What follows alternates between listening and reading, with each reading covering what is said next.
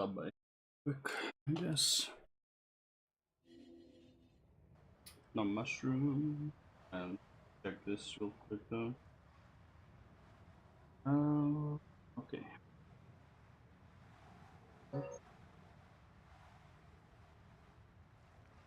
I'm just testing something real quick. Hmm.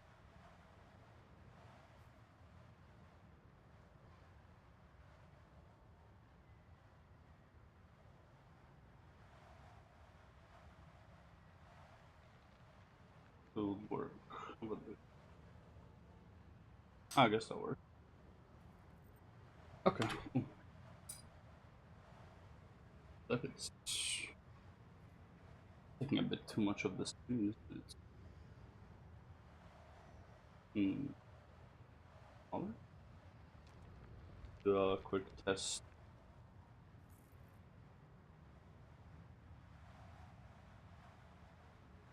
I guess not too big. Does it push out the? I think it would. See, need to push out that. Yeah. Okay, it does. Okay, cool. I just set up an external monitor from my phone for the chat because I'll probably do dual screen. There's some things I want to talk about. Let's see.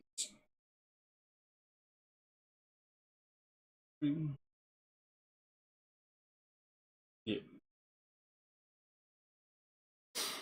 Okay. Want to react to some of the stuff he said here. Like this is man, some people in the Guild Wars community. Wild. It is actually fucking wild, bro. It's like they hate their own game. It's actually crazy. Or like maybe they just don't understand. All right, I got this stuff. Pillage. Guild Wars 3. Yeah. What's this? This is Scepter? Oh, but that's, you know, a couple less things that I need to worry about, I guess. So I guess the other one's the same one, just yellow. Yeah, I guess so. I guess so. Do I care too much about? I did the weekly, right? I didn't do the special. Events in store, whatever. Be done. I have 80 days, 82 days to do it. Like that's fine. Fractal's not gonna happen. 3 events will. Enemies will under nourishment could happen, and harvest and resources. Not too bad. Can do it pretty easily. Honestly, I can probably do it on my alt. Be right back.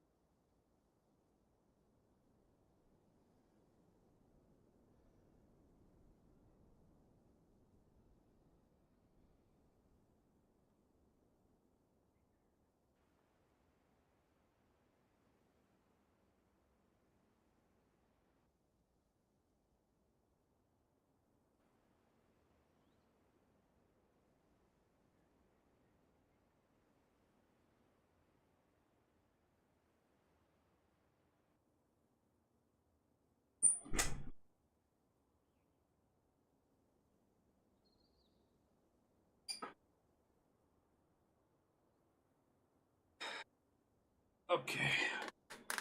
Oh, so I'm gonna get ads on my phone. Probably. Oh god, this is not a touch screen. Okay, so while I quickly get through some of.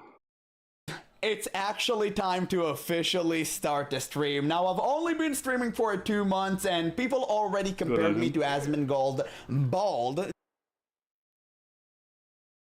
I don't know why, but okay. Like, his takes are way too safe to be considered Asmongold. But that's fine. That's fine. Wanna check the volume. They usually call me Asmund Brown, which, you know, actually take it as a compliment because I love Asmongold. I think he's a great guy. I think he's an incredible streamer. And I'm never, ever going to say anything bad about him, even though I have a lot of disagreement with him sometimes. Why? Because he's genuinely truthful streamer.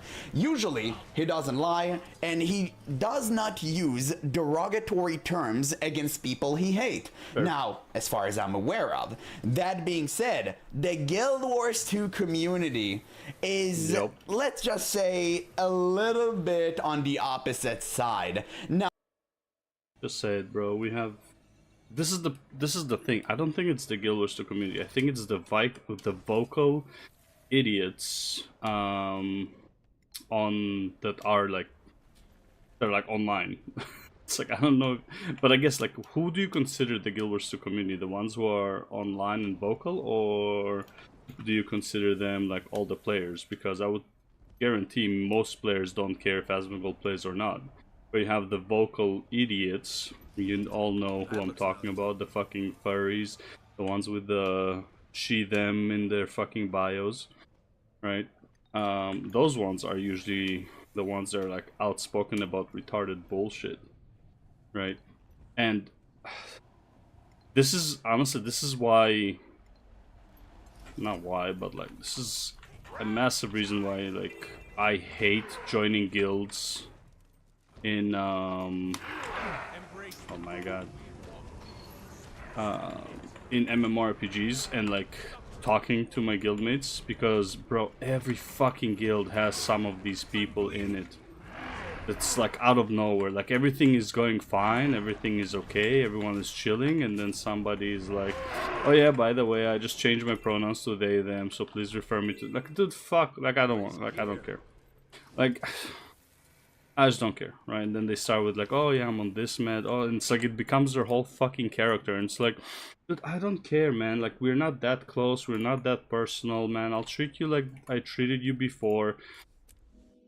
And like, I don't know, man. It's like, but now you know you can't say certain things. You can't talk about certain things around them. And it's like, I just don't want to deal with you guys. Like, honestly, like, because I know I have to like watch what I say. And I don't like watching what I say. I want to say what I want to say when I want to say it. And you can argue with me about it, and that's cool. I had plenty of arguments with normal people, and we are totally fine. And we still invite each other to groups, and like we had like serious disagreements about important like deeper conversations about like slavery, yada yada, victims and reparations and all that stuff. And it's like, even though we hardly disagreed, it was fine. Like, you know, like the next day you're like, yo, you want to join this Mythic Plus? And I'm like, yeah, cool, let's go, right? And it's like, it was like everything was fine, like the politics didn't ruin it. But it's like, you know, with these people, the they thems, right? It's like the one tiny thing, and it's like, I can't play with you anymore. It's like, oh my god, just fuck off, bro. Like, who cares? Like, your whole identity is not revolved around, like, your whole fucking brain is not revolved around, like, this one mental retardation you just acquired. Because you're already on medications, you're already, like, something is wrong with your head to begin with, right? It's like... Right, but these are also the people who would gatekeep a game. Like, these type of people would gatekeep a game. Can you imagine being a normal person and being like, yo, this person, I don't want him playing this game? Why? Why? especially when he's super popular, he would bring a lot of eyes to the genre, to like to your game. Dude, the best thing that could happen to Guild Wars 2, like as a business, is if somebody like XQC or Asmongold pick it up and play it. Like straight up, right? And give it like a fair chance and play it for like a few months to half a year, right? You would see a massive boom in players, to the point where like core Tyria will probably crash, right? It's like the best thing that could happen to this game is having somebody, like literally like the top streamers in the world trying out your fucking game. Like I just don't understand these people.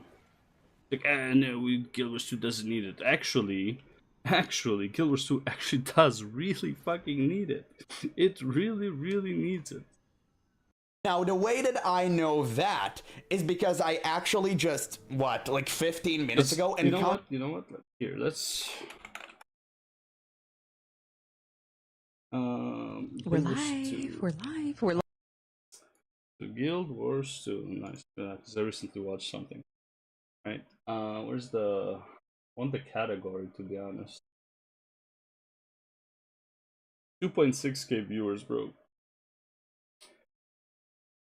Now the thing is, it's like earlier, Laranity, Muckluck, and what's it called?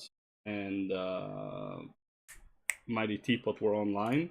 Bro, you're not like, all three of them combined did not break 5k views. Meanwhile, just Asmongold would like instantly have like 100,000. Honestly, I'm not gonna lie. Probably if Asmongold tried Guild Wars 2, he would have over 100,000 viewers for that stream. Similar to how what happened with Final Fantasy 14, because it's like it's an event. It's like, oh my god, I can't believe this massively popular streamer is trying our fucking game. You know, it's like even the haters would be like number one there, right? Like they would just try to see where he's going and try to harass him in game and ruin his experience, right? It's like so stupid. Oh, we don't want him in our game. Yeah, you fucking do. This video. Yeah, it's called Community React to Guild Wars 3 Summer Game Fest 2026. So in case you don't know, a little bit of a summary here. Basically, Guild Wars 3 was revealed at the Summer Game Fest just a couple of days ago. I'm here, you can see. For some reason, they included me. I don't know why. I guess they haven't watched the reaction. They just kind of saw, was excited to, because I was right. Honestly, yeah, I'm surprised. I mean, he does make a lot of Guild Wars 2 videos with, like... I don't think he's that well known yet in the Guild Wars 2 community. Also, he's not a Guild Wars 2 player. He's only recently started trying it out. He's mostly a WoW player, which is, again... this is the type of people you actually want to bring in, right? Like that is the biggest MMORPG community. You want to bring those guys in as much as possible. But yeah. I predicted Guild Wars 3 will be revealed, unlike my community who thought that wouldn't be the case. Regardless, I just wanted to show you guys something really incredible here, because this revealed so much of the true nature of the Guild Wars 2 community. And here's the thing, again, didn't reveal the nature, it revealed the... It's like, people who leave comments, it's like, it's more common for you to leave a comment when you disagree than when you agree. Like, that's just by nature, right? So, like, usually if you go to a forum, there's usually like suggestions and complaints. Like, not much of like, hey, you guys doing a great job, keep on going, right? Like, those are not the people who leave comments, because like they're enjoying the game, they're playing the game. And I'm done holding back. If you watch the original video of me reacting to the Guild Wars 3 trailer, which, as I was about to say, was very millennial coded, if you know what I mean. I'm gonna go through that later, in case you just want to see that for yourself. That revealed so much of the true nature of this community. I had to go to the comment section, and I had to read what people had to say, but wait! The fact that Mighty Teapot jumped out of his chair, like, bro, that's so, like, I don't know, man, like, that, all of it feels so fake, right? Especially when you're already expecting it, right? It's like, how are you so excited about pretty much a nothing burger? And especially something you probably already knew, right? Same with her. Honestly, Annie Fushia is like, So did she even finish the campaign, like the story? Like, didn't she quit at like Path of Fire? Like, I don't know, man. Like, these are like so nothing burger. Like, feels like. Again, this is, by the way, kind of like a like I don't want to call them a fake completely, but like hyper over exaggeration of like how they really feel. It's like, I don't know, man. It all feels so fucking fake to me. Right, Maklik I think had like the best, the most realistic response a grown ass man would have about it, which is basically, okay, cool, let's go. Which is basically all you can do because nothing is announced, and it's like fall 2027. It's like so far away. What are you excited about? It's not like, oh yeah, by the way, you can play after this, then you can be excited, right? I don't know, man. It's so fucking weird. That's so weird. Wait, I know you're edging, trust me. To be fair, I just want to show you guys a trailer real quick. I'm going to assume you come here for my World of Warcraft content. By the way, I'm a primarily World of Warcraft Andy. I literally do 80% World of Warcraft on my channel, and I'm going to quit Guild Wars 2. Funny enough, I have never seen him do any World of Warcraft content, only the Guild Wars 2 stuff he talks about. So, that's what it is. The main reason another reason I really like this guy, first of all, he's pretty realistic, but also like, he's a big fan of Rose, which is, and you know, to World of Warcraft whenever this comes out. So respect to Rose. I just want to show you a quick snippet of the trailer so we're all on the same page here in case you come here from World of Warcraft and you have no idea what we're talking about. This is Guild Wars 3 trailer. By the way, would you have guessed? Bro, this looks so fucking gay, man. Like this, like on the same page here in case you come here from World of Warcraft and you have no idea what we're talking about. This is Guild Wars 3 trailer. By the way, so this part, this is so fucking gay. Like this is so fucking gay. Would you have guessed that this is part of the Guild Wars entire overarching narrative if you like never came from this game? Even if you came from this game, nothing about you wouldn't have recognized that. I've watched most reaction. 99% of people did not understand that this was actually Guild Wars. Dude, until the narration didn't say our guild, nobody knew this was Guild Wars. Except only Mighty Teapot. Mighty Teapot was the only one who kind of like had an idea. For some reason. But like, yeah, nothing about this screams Guild Wars, I'm sorry. Aside from like, the tapestry, I guess. Everyone called it High Guard 2, including myself. So this is pretty much it. We can skip a little bit over that part. Wow, look at the color, guys. You feel it too. Look at the colors. In your eyes. Isn't that crazy? That's beautiful. Wonder at the astonishing power that shapes this land. Incredible. Where are the friends? I want to have the power of friendship in my game. Okay, that's like an exaggeration, like the power of friendship. I don't think it portrayed that. Always a pleasure. But I think he's just pissed off about the other thing he's gonna talk about after this. Wait, the friends are coming. Wait, where is it? Oh, there we go. This is the best part. You yearn for horizons Guys, unexplored. this is not an Unreal Engine slot. Fellowship. I mean, this is not an MMORPG advertisement. Like, that's what it is. It's just not an MMORPG. This is an action adventure. This is how you would then advertise action adventure co-op. Like, this is exactly what you would do. Like, you start off alone, and then you can also play with friends, and you explore this vast world. That's pretty much what it is. It does not scream MMORPG in no shape of the imagination. Right? It's like watching the Warframe...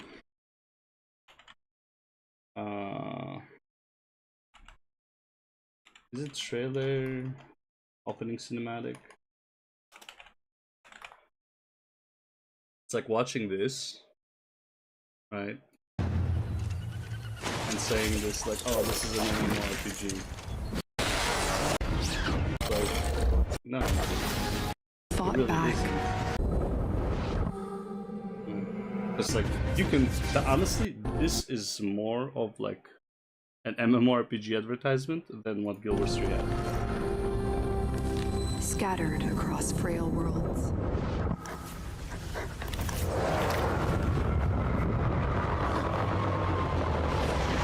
At least you have like a lot of enemies and all that, and it's like you have multiple characters, and it's like, oh man, is this an MMORPG? Like, no, it's fucking not. Okay, it's not an MMORPG. It's fine. It's going to be unique, surely. Dying for. Look at the tapestry. Okay, this guy's like way more negative towards this game than me. I'm not even negative towards the game. Like, I think it will probably be a good game, but like, in no shape or form does this look like an MMORPG. Nor I don't think they should have called it Guild Wars 3. Like, that just makes no fucking sense. If you want like Guild Wars Chronicles, like Guild Wars Origins, like like something of Guild Wars or like I don't know, Gods and Myths. It's like Might and Magic, bro. Honestly, they could have called it Guild Wars Might and Magic. Like, realistically, it would not even be that far off because they have the gifts of might and gifts of magic in the game. Oh my god, bro. So like, yeah, but it just doesn't scream MMORPG. That's why it's just so weird. And like, people losing their minds over it is just the funniest shit ever. Now I get it, like, you play the game for like so long and finally you get the expansion, kind of finally, but bro, like this is not an MMORPG. But again, I also don't consider Guild Wars 1 an MMORPG. It's an instant solo player co-op, like with the hubs. Like, I don't know, man. Wow. Promise. Amazing. I really want to cry. Magic. Jesus. Because it's so good, right? Because it's like amazing. Yeah. Damn, that's insane. Wow, very, very not millennial coded, by the way, of course. Very, very good. What does he mean by millennial coded? Behaviors, fashion, culture markers defining those born roughly 1989. By the way, this is where I was born. Like, between this time, but shaped by this culture. Yes. But I think, like, again, there's like millennial coded, but it's like, which one? Like, you know, the 1995 to early 2000s, or like 2010 and above? Because I feel like 2010 and above is what he's referring to millennial coded, because early 2090s, like, that's like, this is like, in the 90s, this would be like, oh, that looks gay, okay? It's like, gay wasn't even a bad word back then. So yeah, now that we're all on the same page, we can go to the good stuff. We can go to the good stuff, which is this video. Now, this video is just a bunch of compilation from various streamers who reacted to the Guild Wars 3 reveal. Now, obviously, you can see Asmongold is here and XQC is over here. Okay? Remember that. Remember that. I went to the comment section. I just wanted to see what people think. And oh boy, I was in for a surprise. Let's see. Why is Spasmongold in here? He has done nothing but talk shit about Guild Wars 2 when asked to play it. Mind you, all that Asmon ever said was, I watched my friend play it and it doesn't look for me. No, he said two things. He said he watched his friend play when he was younger and it wasn't for him. And then he also said when he saw I think he saw like the streams for it, and he's like, is this game like not dead or something like that? Like, somebody was talking about it, and he's like, isn't that game dead? Because again, like, if you look at the stream number, like the stream numbers, like the viewer count, it's not great. It's really, really low. He never called this game out. He doesn't know anything about it. He never called it trash. It just said that it wasn't for him, as far as I'm aware of, right? If you can find me a clip of him saying that, like, this game is garbage, then I'm wrong about this. But I never heard him say that, and I watched Asmongold for a while. The only community Asmongold is a part of is in the Cell community. I don't know. That doesn't sound inclusive to me. Isn't Guild Wars 2 communities all about inclusivity and diversity? No. XQC and Asgold is the dumbest people to add here. They don't play the game. You know what? That's actually kind of true. It's is still true. the reaction, but you You can want tell them to play the game. this was made with some serious bad. That's the thing. You want them to play the game, though. Like that's like, duh. Like that's what you want to do. You want them to play the game, right? I again like I don't know how else to like describe it other than like you like Guild Wars 2 needs player numbers. Like I'm sorry to say this, but like in terms of numbers, Guild Wars 2 is not faring well. I can't even confidently say it has more numbers than OSRS. But and by the way, OSRS requires a lot less expenses compared to something like Guild Wars 2. Guild Wars 2 is spending more and it might actually be less profitable than OSRS because OSRS also has a sub and it has more players. Maybe, I don't know. Right? Like does Guild Wars have more than 300,000 players? I don't know. I honestly think probably around the 200,000 on like the busy hours. It's hard to say. Luckily, still PvP matches don't take too long to queue into, so that's a good thing. But like, it's really, I don't know, man. Like, I don't think Guild was in like it's not in a bad shape, but like it's not in an amazing shape either.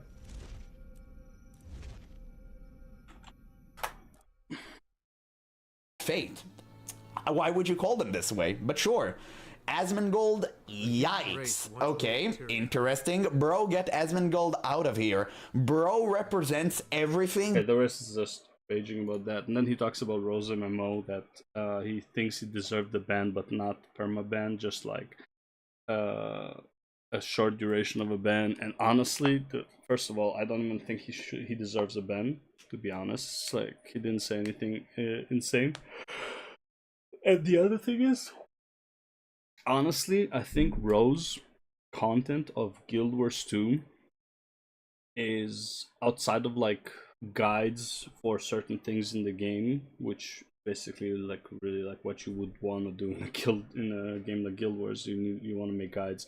In terms of like entertaining content that might draw people to the game, I don't think anyone in the last 12 years that Guild Wars 2 has been alive has done more to bring people into Guild Wars than Rose. The second best would probably be Angry Joe. All of these streamers that are currently there, in my opinion, do not draw attention to the game, like at all. They're literally just talking to their own community. It doesn't branch out into other communities. It's like, I mean, I don't branch out to anything. I don't even have a community, right? But like nothing, like I don't see anything from the top 5, and don't even know who the top 5 are. I guess Mighty, Muckluck, Loranity, maybe Fandrill, and maybe I don't know, maybe Silhouette, maybe I think Silhouette is like up there, right? Maybe those are like, but like it doesn't branch out outside of their own already established community or the Guild Wars 2 community. So it's like you are not really doing much for the game. Like you're keeping it alive, sure, but like you're not adding to the game. Like nobody new is coming thanks to you guys, right? And even when you go to another MMORPG, all you do there is just like you're doing the raids, but it's like you're not drawing in the people you're interacting with to Guild Wars 2, right? Like, I don't know, man. Like, and even like look at the I think ArenaNet reached out to like content creators, right? So you had like you took a content creator from WoW and you combined them with the content creator from Guild Wars 2, like you put them in team and they were like explaining the game to them, and it's like it feels like they only took them to the instance content, which by the way, the people who were brought into the game, first of all, if you bring Annie Fushia you don't bring her for the raids, okay? You bring her for the world. She's a completionist, okay? She's somebody who wants to do collections, right? So you show her the how to get vision, how to get aurora, how to get a coalescence, right? These are collectibles that are like worth doing, right?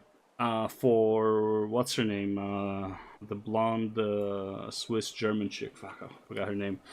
She plays a druid. For her it's like, okay, that's the raids, right? But it's like, we already did that with Preach. Like, Preach already did all the raids, and he talked about, and even that didn't make a dent, right? Because in my opinion, the raids in Guild Wars 2 are very not appealing to World of Warcraft players. Okay, and I actually want to make a video, I just remembered, I want to make a video about, like, talking about, like, why the raids in Guild Wars 2 suck. Because, like, mostly they're just not connecting to the story, but, like, there's a whole other stuff in it, because it just doesn't feel like a raid, for the most part. It just doesn't feel like a raid.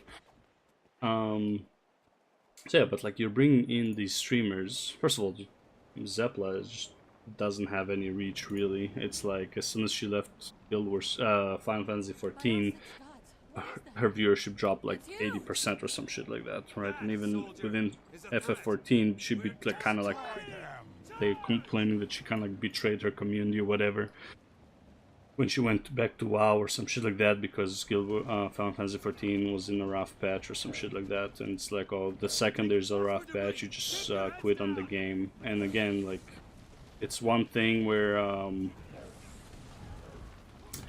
it's okay to like take a break from your game, but it's like the timing is very important in my opinion when you're a streamer. So yeah, so you brought in these streamers and they did absolutely nothing for your game, right? Probably a waste of resources. Your communities didn't even grow, like for Teapot, Muckluck, and Lorandi. The communities didn't grow at all from bringing those players in. So it's like, what was all this for?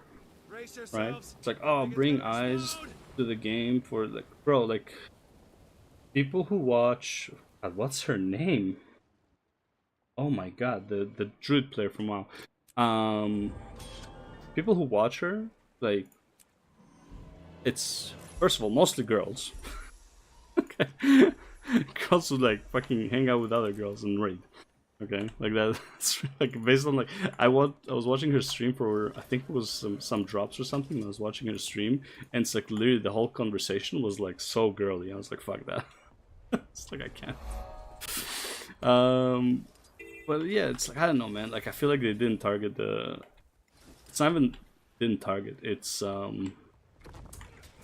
the things they showed them was very superficial. They didn't make it look interesting, because honestly I don't think they can make it look interesting. That's the thing. Like, I think they're very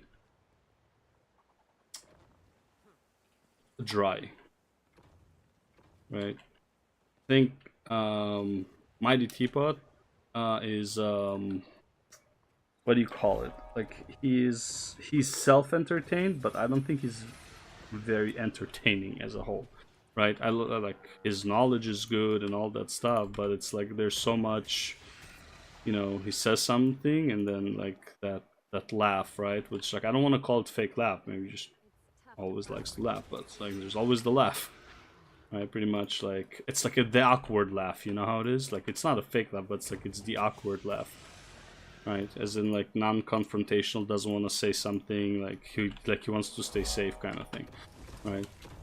Like, it's like, I don't know, like, man, I don't think you like Guild Wars 2 too much. It's like, bro, just say it as it is. Just say it's like, you know what, I just don't think you like Guild Wars 2. Like, and I'm like, oh yeah, cool, you know. But it's like, you don't need to do the awkward laugh like I just did, right? Like the one I just did. Like, these are awkward laughs, which is like, kind of like, you know, it's like the person typing LOL in the chat, right? I think Muckluck is, again, nice guy, but again, kind of dry. It's like dry humor, which is like, again, I have no problem with it. This is not like, I'm not saying he needs to change or anything, but it's like, these are not very appealing, right? There was nothing in those like streamer collab streams that was like, whoa, that is so cool, right? And it's like, you want, like, I don't know, man, I feel like you want to talk about like the cool aspects of Guild Wars, take people into, in my opinion, the End of Dragons meta, the Shatterer meta, like the what do you call it, like the other Shatterer in Path of Fire. You're kidding, right? Right, like it in Living World Season 4, right? You take them to that Shatterer, you know, Dragonstorm not so much, but it's like you take them to like these massive events, take them to Dragon Stand. What else is there? like the really cool ones, right? And I get take them into even a convergence, right? Like the newer convergence. Take them into a CM convergence if you can arrange it with your stream, right? And you can just create a CM convergence, right? And they will just gonna be dying all the time because the bosses will actually kill them. And ideally, you take them to the hardest convergence with the demon guy that that you know marks 5 the fractal boss basically. Right. I don't know, man, but it's like showing them the raids that are like kind of like whatever. And there are raids that are cool, right? Like if you take them to Wing 3? Wing 3 I think is pretty cool. Wing 2 is not cool. Wing 3 is cool. Wing 2 is not cool. Right, so you might as well take them to Wing 3. There's no reason to take them to Wing 2. And Wing 1 is, especially Wing 1 is kind of like doo-doo, like realistically speaking.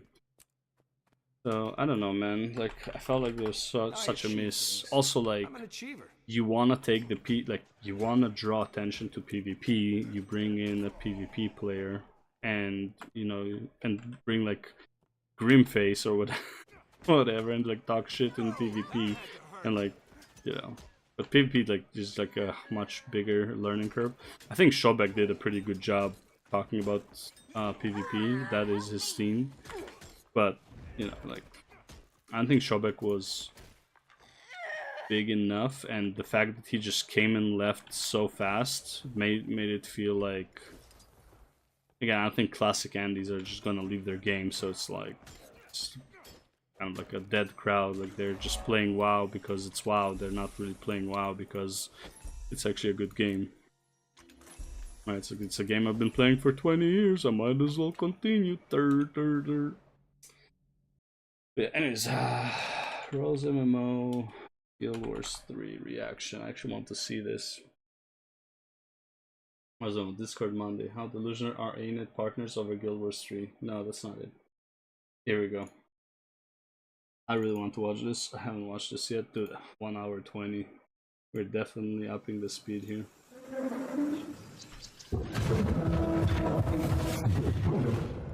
I have a feeling I know where this is going already. We all have our own reasons for coming to this vast frontier. But for our guild, we who protect this land, Guild? one reason Guild Wars 3? all others, Guild Wars 3? our wonder. 3 Wars Guild? You feel it too. Is this it? We see it in your eyes. Wonder at the astonishing power that shapes this land. Fuck Of the all. beetle. Goddamn. At the great spirits to whom we are. It's Guild Wars 3. This is Guild Wars 3. At the gods who hold dominion. It's Guild Wars 3. This is the one. We cannot guarantee your comfort or even your safety. Oh, that's missed that. But if you yearn for horizons I mean, It's Guild Wars 3. definitely can for guarantee your fellowship safety. and purpose, for a cause worth dying for, to you, we can promise magic. There it is. There it is. And he's still That's your banned. Guild Wars 3 announcement. That's what you suffered through. It's gonna be on PlayStation 5! You already know. You already know that making it on PlayStation, which by the way, great for the business, sucks for the PC players though. Like you cannot have a very interesting combat system if it's PlayStation. Like realistically speaking, right? It's like it's not going to be very. It's not going to be very deep. Like at the end of the day, right? It's like you can't. Like I haven't seen a deep combat system in any game that is a controller friendly. Don't get me wrong, I play Elden Ring solely on controller. Right? I cannot play it on what's called DMC. I play it on controller. If I played God of War, I would play it on controller. But those are not deep systems. Those are spammy systems. That means you're likely going to get a very spammy fucking combat system. Now, hopefully, the class design would be great, but like. Everyone watching both here and it's going to be a console game world. I'm Colin Johansson, studio head at ArenaNet, and I want to thank you for watching the exclusive first upcoming game. The time is right for the next evolution of the MMORPG, and that game is Guild Wars 3. Unban me, motherfucker! It's a console game. Guild Wars 3 is an epic world that is both beautiful and fun to explore, where the joy of movement is powered by your character's momentum. Combat will usher in an entirely new type of MMO experience. By launching on PC and PlayStation 5, we're inviting the biggest audience yet to experience the world of Guild Wars. PlayStation 5 funding is one game. Join our Guild Wars community. Go to guildwars3.com to sign up for our newsletter right now. Thank you. It looks kind of bland. It looks, I will say this, the generics look updated and generic. Get ready to blast. Now, here's my problem, right? I'm probably gonna be widely panned. Bro, how does he do that? That is so cool, though. I think these are like his viewers, and that's their avatars. I say anything about Guild Wars 3, right? Because they're going to say you just hate the game because you got banned and ArenaNet hates you and blah, blah, blah, and all of that shit. And I can tell you now. Yes. I can tell you right now. That is correct. Every single ArenaNet partner just fell over frothing at the mouth, fucking backflipping and screaming their heads off, going, oh my god, it's perfect. And you're going to get, at least for the next 2 weeks, hour-long breakdowns of that fucking trailer for Guild Wars 3. Yep. Because they have to, or they're going to get in shit with ArenaNet. But on top of that, they have to say the game is good. Yep. Pretty much. They are going to be so fucking captured in the idea. But let's remove ourselves for a second from all of our personal thoughts, feelings, and emotions. And let's look at the Guild Wars 3 game that's now on Steam. I'm going to start pointing out some of the shit that I'm seeing wrong here. Let's just go through this piece by piece, because we already know you're going to get the fucking, everywhere they're going to be saying it's a 10 out of 10 game. They're going to be losing their shit. They're going to be losing their goddamn minds. Exaggeration, but yeah. Still the shit. Okay, the bricks and minifig stuff, Jimmy, I'm going to look at on Monday. I'll look at that shit on Monday, all right?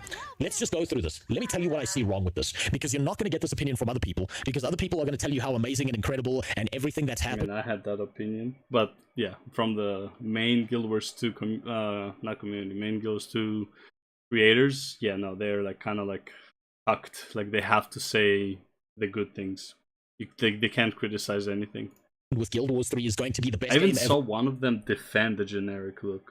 It's like, this looks generic. It's like, oh my god, but it's so pretty. It's like fuck off. Just like, can you have it? Like, are you a human being, or are you fucking like, you have to say the positive things? Like, the fuck, man, just say your actual opinion. And it's going to save the MMO genre, and it's going to be so fucking wonderful. So let's go through this piece by piece, right? I'm going to tell you two things as we go through this, right?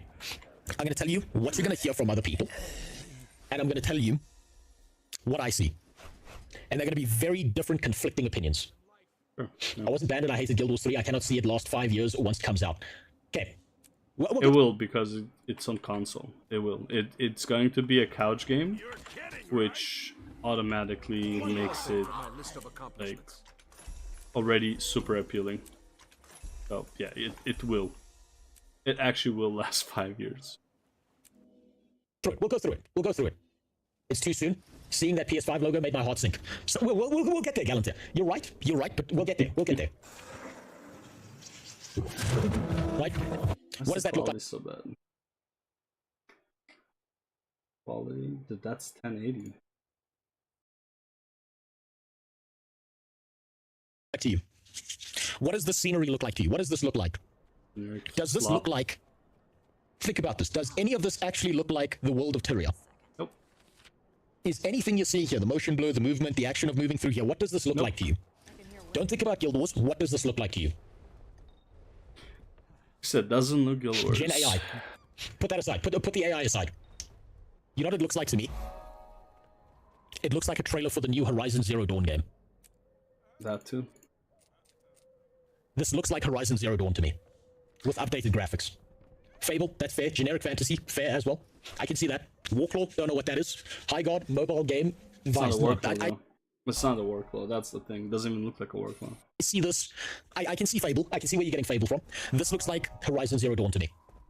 It looks like using the Unreal Engine 5 is going to be the thing that collapses Guild Wars 3 because it forces you down a certain coding path and a certain development cycle as opposed to being like an MMORPG thing. Now, technically, I don't agree on that because, like, there is a certain generic look to UE5, but, like, you can really change the, like, you can really play with the graphics, right? You can leave, like, the lush and all that stuff, like the scenery, but you can really play with just, like, how, like, specific things look, right? So that's where the art team has to come in. And because this looks so generic, I feel like the 2027, they have a lot of fucking work ahead of them. I don't think it's anywhere near ready release, even though some people are claiming that it is. And if it is ready for release, then the release is going to be really fucking bad, because this does not look like a personalized game. This looks like just another UE5 game, and that's not good. Which is again one thing that people are saying about like games like WoW, why they outlast why they last for so long is because of their unique appearance. Like, you can recognize World of Warcraft. Can you recognize this as Guild Wars 3? Not really, right? Like, they have to make this game look more like Guild Wars 3, because right now it really doesn't.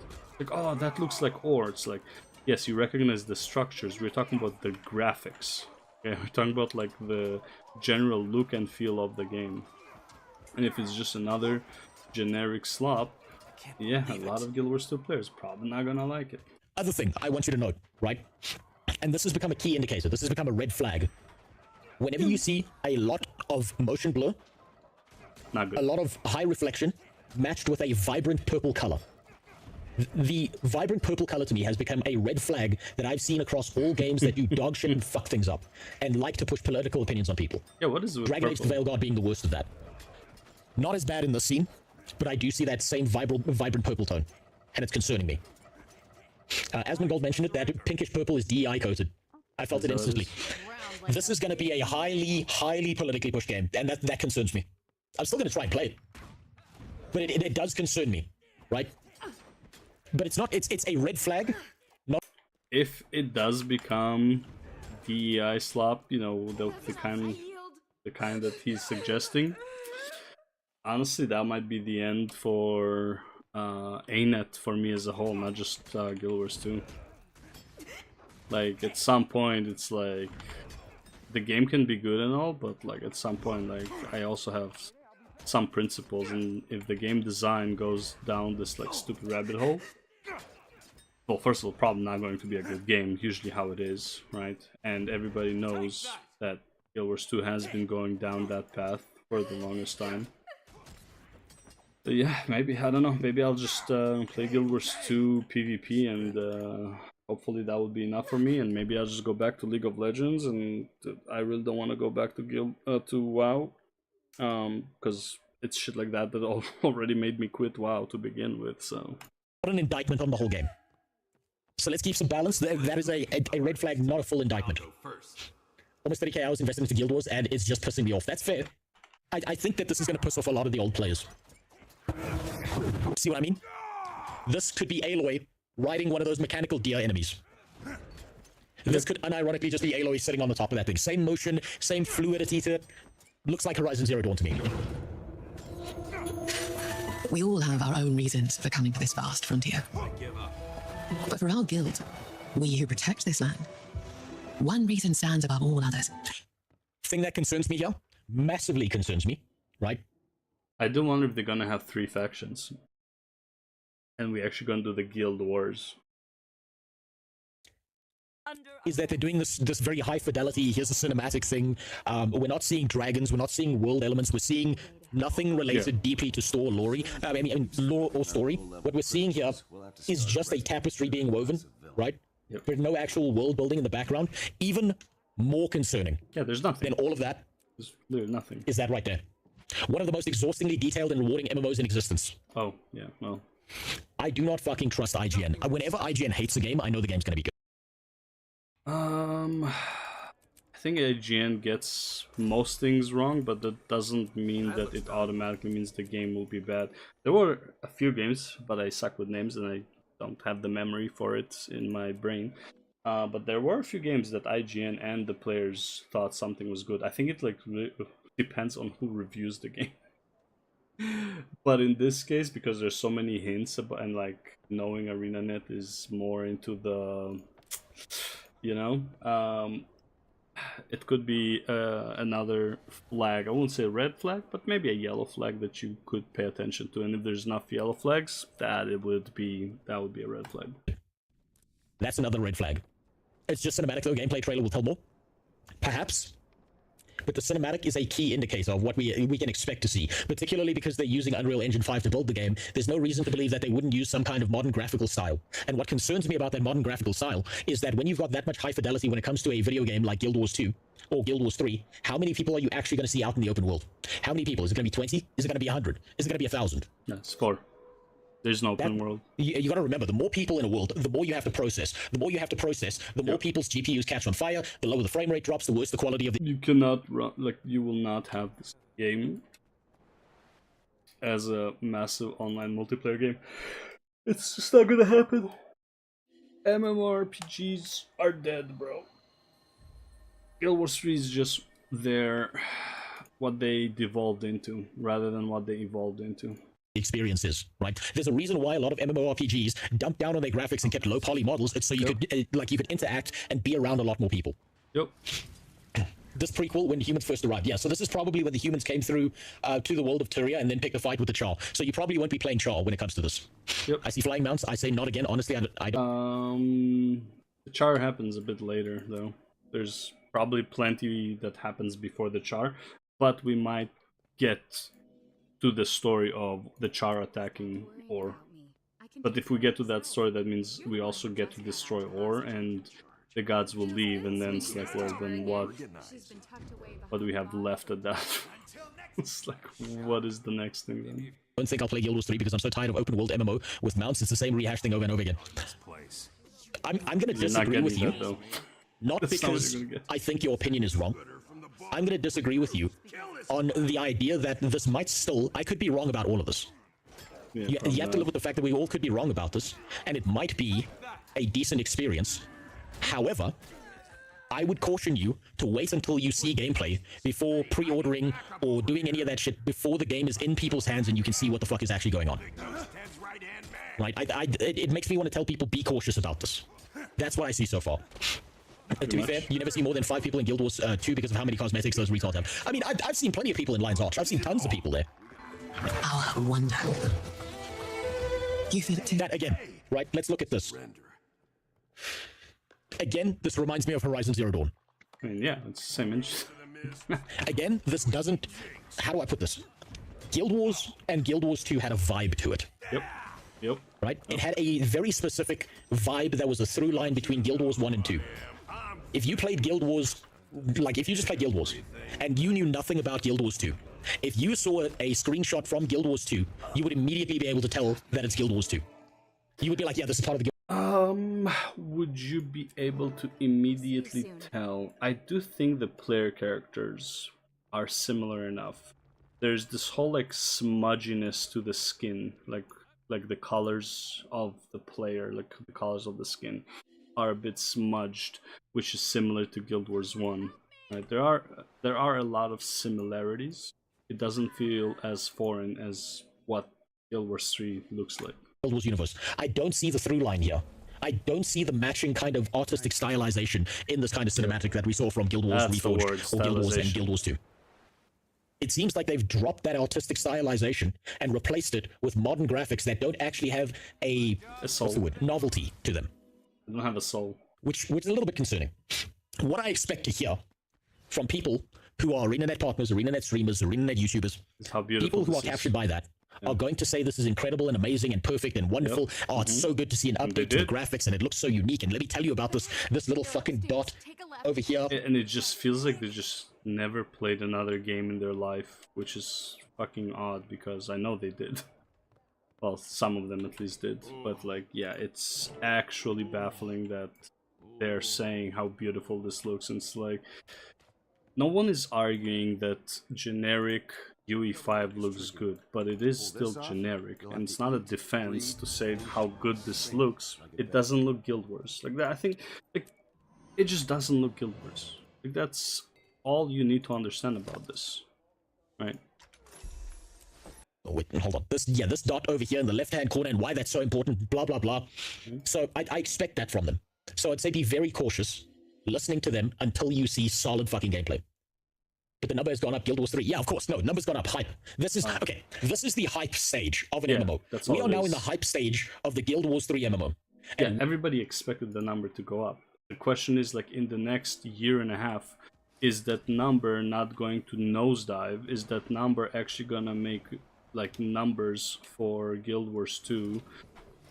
Like, I feel like, no, the closer you're gonna get to Guild Wars 3, the less people are going to buy anything. Like, why would you invest in the Guild Wars 2 store right now? Right? So it's like, okay, you bought the games, you're playing the game, that's cool. You have years of content, but, like, why would you invest in, like, in cosmetics in this game? Why would you invest, like, any actual money outside of just buying the game? Right, like why would you care about the cosmetics right now? Why would you care about the shop, right? Other than like some quality of life, and even that to a very limited extent. It's like, are you going to see an actual revenue from this hype? And in my opinion, probably not. Like, even if you had like, you know, a shit ton of people right now who came in, it's like, oh, 45% more people returned, yada yada, and it's like, that's cool, doesn't mean anything. Steam numbers, that which are basically going to be the new players, are not that impressive, even at like, ooh, they like, you have 80% more players playing now on Steam, and it's like, cool, we went from 5.6k to 10k. Great. That's not a substantial enough number. Like, yeah, celebrate the small wins, that's fine, but like, it's not really a big number. Okay, and it's like, we don't know how many people playing on the official one. Now the thing is also, the here's like where there was kind of like a problem. The official Guild Wars 2 website had a better deal than Steam. So even so, like, if people were aware of both deals, they would likely buy the official one. Would make sense. The Steam had 30% off, the official had 50% off. It's like, which one should I get? Right? The question is, did people know about it? When has early hype ever turned out to be a good thing for MMOs in the modern day? When has hype ever gone well? I just hope it's... I think it depends. Like, FF14 hype went well and not well at the same time. It went well for like about half a year, but because they counted on the hype to last too much, I think they put way too many resources in things that like just were not returning on the investment. Right? It's like, oh, we're increasing server size, we increase this, do that, and it's like, well, you lost all of those players that came from World of Warcraft during Shadowlands, and you're back to like your original FF14 numbers, if not less, because a lot of people just didn't like Dawntrail. So, yeah. A lot of eyes left FF14 pretty much within a few months after, like after the hype. It's not gacha style gameplay. It might be. It might be because they're leaning into the console market, but we'll get into that. You feel it too. I see it in your eyes. So, look at that. This is what I mean. Look at that. If you saw this scene, if you saw this singular screenshot, would you say this is Guild Wars? Honestly, I thought this looks like a scene from Crimson Desert. Like, realistically, right? It's like, it's all the same. It all looks the same. Like, it pretty much looks the same. Right? And I don't know, man. Like, maybe like, I know they rushed to release this because it makes more sense to release this because they want to talk about Hall of Monuments, the future of Guild Wars 2, and you can't do it without releasing this. This could be like an early iteration of Guild Wars 3 that is not true anymore. Like, this could be, like, if I'm being optimistic, right? But if this is what the game comes out as, you're not gonna have like a really good reception, like, straight up. Thank you right? so much. Or maybe I'm wrong, and maybe like people are waiting for that Unreal Engine, like real Unreal Engine game. Would you look at this and say this is Guild Wars? I just put Guild Wars 3. Put a dinosaur here and it's Horizon Dawn. Put a tech dinosaur here and it's Horizon. DEI woke leftist woman slop, and you know it. The trailer shows it. Guild Wars 2 history and story shows it. Guild Wars 2 narrative team is made of 35 people and 50% are women and trans. Nightwear, as easy as it would be for me to say that you're ideologically captured, based singularly on the fact that I've had some interactions and I've looked into it. Also, what's up, General Apple? That I've looked into it, that I've got a lot of stories, that I've got a lot of messages, a lot of emails from people who are both ArenaNet partners and have had trouble with the ArenaNet team. I can't say you're wrong. And that's concerning to me. It's incredibly concerning. But this to me does not look like Guild Wars. Where's the artistic stylization? Where is the unique setting that leans into the idea of this big, beautiful world that relies deeply and fundamentally on its textures and its stylization, as opposed to we've got some lighting effects that we've thrown on some stuff? Yes. This does, yeah, it looks like High God. If you told me the screenshot came from High God, I would tell you it's part of High God. I wouldn't disagree. I'd be like, yeah, you're right. If you told me this was Horizon Zero Dawn, I'd tell you, yeah, you're right. Now, what's going to happen is that when it comes to ArenaNet streamers and partners, they are not going to be able to say anything bad. Yeah. I want you to watch this. It's going to happen. There's going to be a bunch of videos. It's so tilting that Arena partners cannot say anything bad about the game. By the way, being an Arena partner does it even make you money? Like, are they paying you, or is it just like a status thing? Because if it's just a status thing, then it's like you are likely going to do better not being an Arena partner. Unless they're like, you are on the payroll. But then it's like, if you're on the payroll, why should anyone take your opinion seriously? It's like when the media is controlled by the government, why should anyone take the media's opinion or facts seriously? It's clearly just like a one-sided fucking propaganda. And yeah, like, I really like, there's just not enough content creators that are Arena partners that actually criticize the game, like, fairly, right? And everything they criticize is like the dumbest, smallest thing. Like, bro, the raids in Guild Wars 2 are dog shit. Stop saying that they're good. They are actually dog shit. They don't feel like raids at all. As an example, right? The content of the new expansions is lacking way too much. Oh, finally she did the thing. The fact that they're reusing the 3 titans as metas, as convergence, and as a raid is fucking stupid, right? It's just not interesting. The fact that the raids don't have, like, every MMO has this. There is some story leading up to the raid.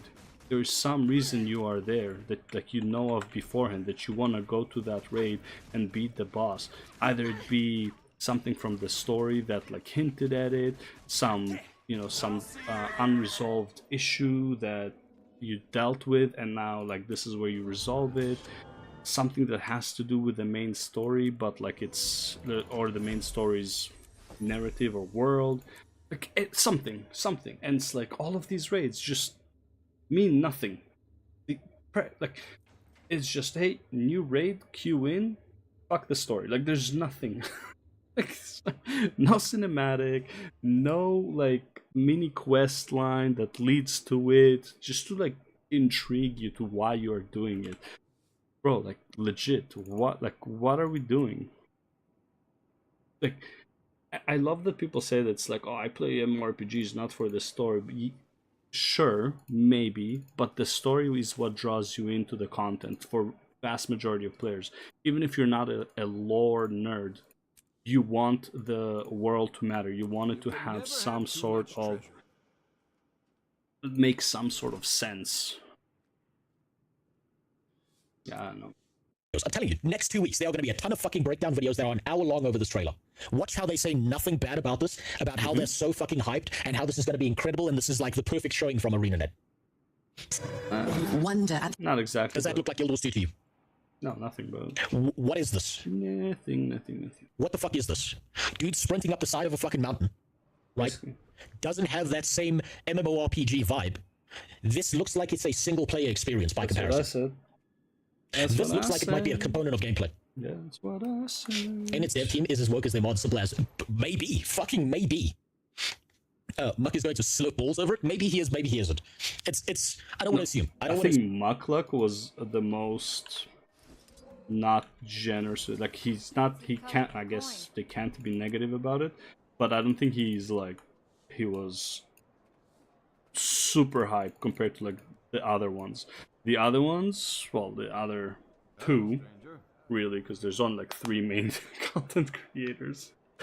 The other two, dude, I mean, like, I can't stand Lorendi as a, like, not as a person, but like what she represents. I can't stand it. She's like way too positive, and even like, oh, like, they say I never criticized Guild Wars 2. Well, here's a 1-hour video of me criticizing Guild Wars 2, and it's like a bunch of nothing burgers. It's like if you call this criticizing, I mean, I'm sorry to tell you, but yeah, you're not doing shit. Right, I think what's it called, NT is kind of okay. Like, I think his criticisms are low, but like his hyping up, aside from like Guild Wars 3, overall is not like he's more towards the realistic side, but like he's still overhyped Guild Wars 3 for like when we have absolutely no information.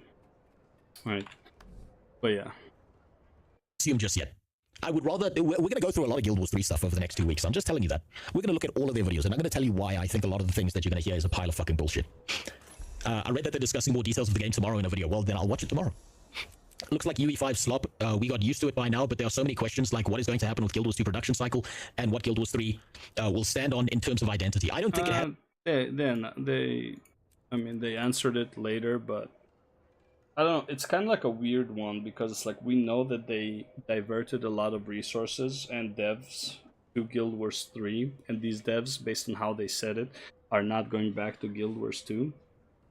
So like, you still diverted resources, and like we can all see based on the last 2 to 3 expansions that the quality of the expansions is actual shit.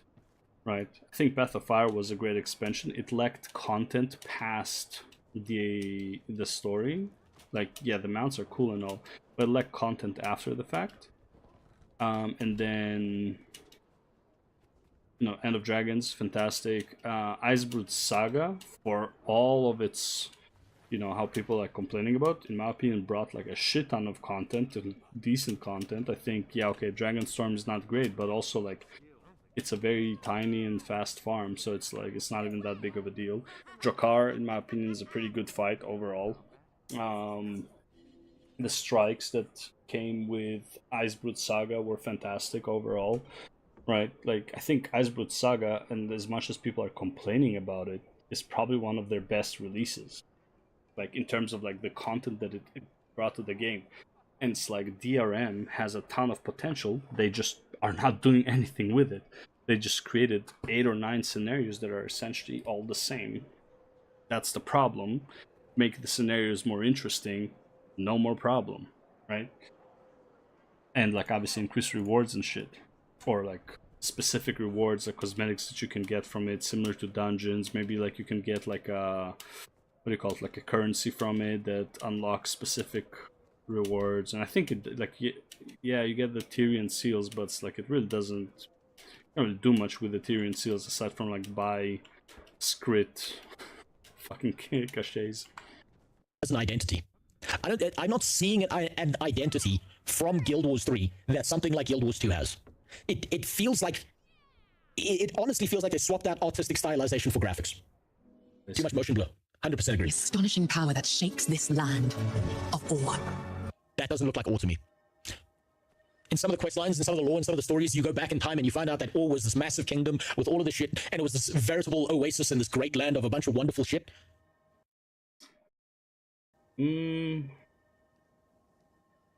But it was still after it was re-risen, right? Even if you go back in time. Because like when do you go back in time to Ore? aside from the core game, right? Now you do get some of it in what do you call it in here? Sure, in Sirens, but I don't know if Sirens is, well. I mean, it's kind of part of war, but also it's like the docks basically. I think. Yeah, I don't think you go really deep into like way back in the past of war. So either way, you are back there after it was risen again in like in death, right? After Zayton brought it back up. So like I don't really know about that one. This looks like Legend of Zelda in UE5 graphics. Also fair though. That's what this looks like to me. I just want to say that this might still have a graphic change and the textures and shaders may still be changed. Yes, this is teaser trailer stuff. This is all early in development. Maybe they update it. I fucking hope they update it. But what I'm seeing here just looks like UE5 slop. This looks like an advertisement for Unreal Engine 5 telling you how good their graphics are. At the great spirits to whom we are bound. At the gods who hold dominion over all. So we're getting the gods, we're getting the human gods primarily. That means that Cormier's back. Get fucking used to it, get shit on. No. Cormier's not back. Well, he doesn't know I mean, I don't know there was one story, but Abaddon is here, so Cormier's not back. Cormier is like a human in Guild Wars 1 that becomes a god, so he's not. But, yeah, well, we might be dealing probably with the fall of Abaddon. And again, at maybe like the latest stages of Guild Wars 3, we might, but like I doubt it. We might deal with like the Char invading.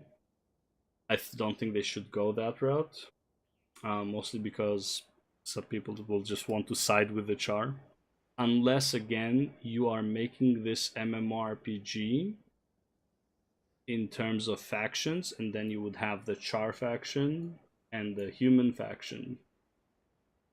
I really doubt they go that route because factions create so many problems, and also you need a large player base to even fill those factions up. You don't want to divide your player base. So there's like plenty of problems with this. So I think they're going to lean very heavily into this like gods element. And what concerns me, right? Cormier doesn't exist yet. They'll retcon it. Don't worry, they'll retcon it. I know Cormier only exists where Guild Wars 1 when she takes over and gets all blindfolded and becomes a god and steals the power of a god from a player, blah, blah, blah. I know all of that. More concerningly, right? I was trying to make a joke, Gilda, right? More concerningly. But he doesn't. What scares me here about the fact that they're going back in time and not forward means that they don't know how to take the story forward from Guild Wars 2. They are digging up all... Yeah. I would say that is probably like the biggest... This is the biggest tell.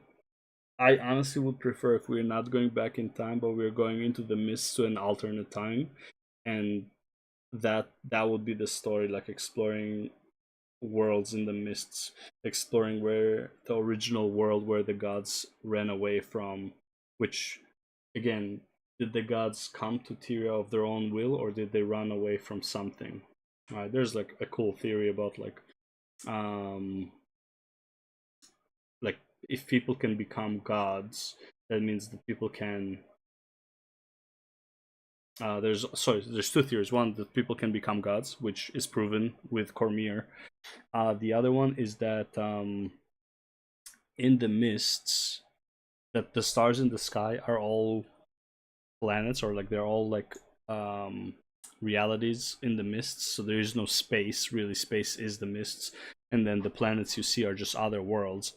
And that Suwan was blocking the how brightly Tyria shines. I love this theory, it's so cool. So Suwan was blocking, and what's his name?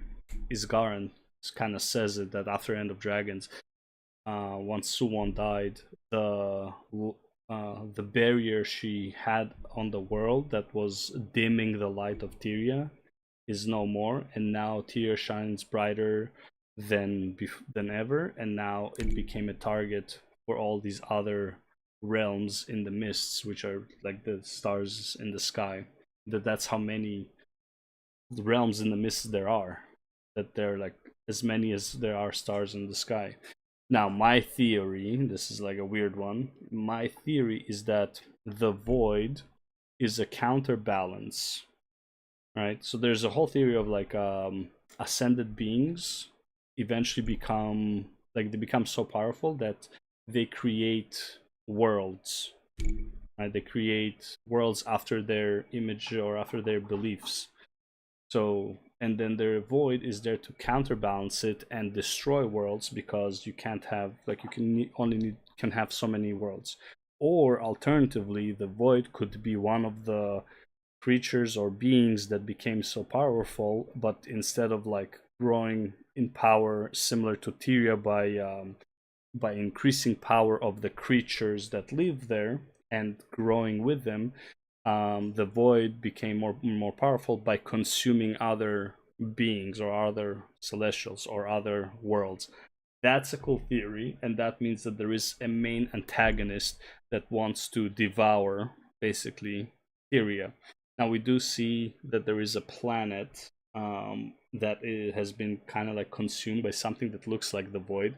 It has like purpley, dark purpley fucking colors on it that has been consumed. So my two theories is either that it's a counterbalancer to like the worlds being created, or it is a another being that is just getting stronger by devouring other worlds, and that the gods either one is true. Let's say the gods ran away from their home worlds, formed an alliance and came to Tyria because their worlds were destroyed, but they saved the people from there, right? And that's how the humans came to Tyria. I know, random fucking theory time, but yeah. All the old lore and backstory and world that they've built up to make Guild Wars and Guild Wars 2, as opposed to bringing out something new, developing further on the lore, creating something in the future, right? Which concerns me, because it means we're going to get a lot of retcons. We're going to get a lot of alterations to push a narrative potentially. Probably. And they don't know how to build on top of what they've already got. This is what you can expect from almost every single Guild Wars 3 streamer, Guild Wars 3 content creator, all of that shit. This is what's going to happen. They are going to tell you that, oh my god, this is incredible and amazing. They have so much lore and world building and story to pull from. Oh, that means they're deeper in the development cycle than we originally thought because they don't have to. That one they did. The whole story that they have to pull from, I am not too sure until I think they need to resolve the issue of their universe. Because at least like it or hate it, World of Warcraft, at least it has some universe. Now, in my opinion, it was kind of stupid how fast we dissolved all of the big threats. Like in Legion, go from like a lieutenant to a lieutenant, from a lieutenant to killing a titan the size, well, not even killing him. Well, we went killing a lieutenant, killing a planet, and then sealing up the biggest evil in the universe in one whole expansion. That was kind of stupid, but at least WoW kind of like figured out its own universe, and they can expand on it with the creators and stuff like that. Is it good? Is it bad? No, but it's like at least you understand the grand scheme of things. With Guild Wars 2, the mists are not clear. Aside from Tyria, which also is not clear, even magic, how it works, is not clear. Like, there's so many things that are just like not clear. It's like, did Abaddon give humans magic, or did Tyria give humans magic? Because we can see all the ley lines, and magic is what the dragons are using. So it's like, who, like, where's, like, we don't understand the reality of things, and or magic can be just magic. Like, there's so many dumb questions that needs to be asked because the universe has not been defined very well, in my opinion. Build anything new, but that's the problem. Thanks for the follow, Kymald. So, the problem is they didn't build anything new. They dragged up old lore and story. Yeah. They dragged up old world building. Also, another issue with dragging up old lore and story this is stuff you do in like a side quest or like a side story type thing. You don't do it as a whole game, because we already know what happens with the gods. The gods leave, or gets destroyed, or gets resurrected. So it's like nothing you do in that world would feel like it matters. So I feel like a lot of like RPG or like world building will really not make a dent, because you know the final conclusion. It's not like you're wondering what would happen by us doing these actions. Everything you do in ore doesn't matter. Just exploring the story is cool, but that's why we have books. If you want me to explore about ore, release a book. Okay? I already know the conclusion though, so I feel like it's just not a very mass appeal in terms of like the lore choice they made here. What that means to me, personally, is they didn't spend the time, effort, and energy to build a lore, world, and story that will match up with the gameplay. They've instead got a set piece of lore that they then have to fit gameplay inside of. Very much. They kind of have to shoehorn whatever they're doing in the game to match what already pre-existed in the lore.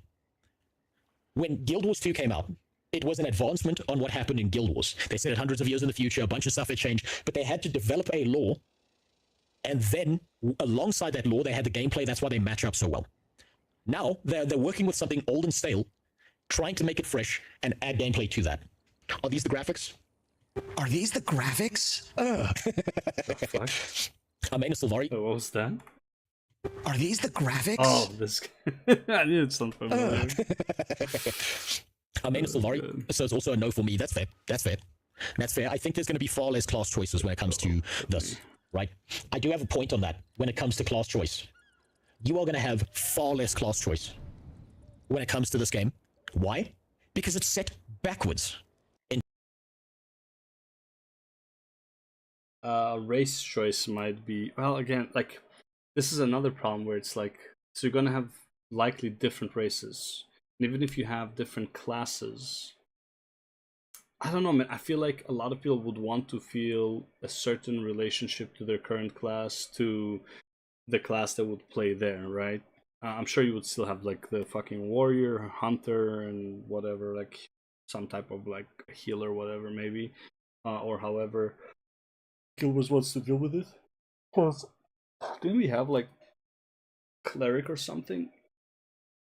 Oh, we had a monk, right? Was the monk was the healer, right? We don't even have monk in Guild Wars 3, honestly. So it's in Guild Wars 2. So it's like instead you have like Rune of the Monk instead.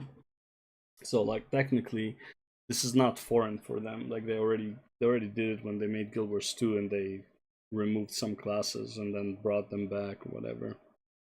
But you do want some correlation between your games, right? To a high extent. Time. It's set. It seems to be set in the land of Ore. It seems to be set inside of Tyria, right?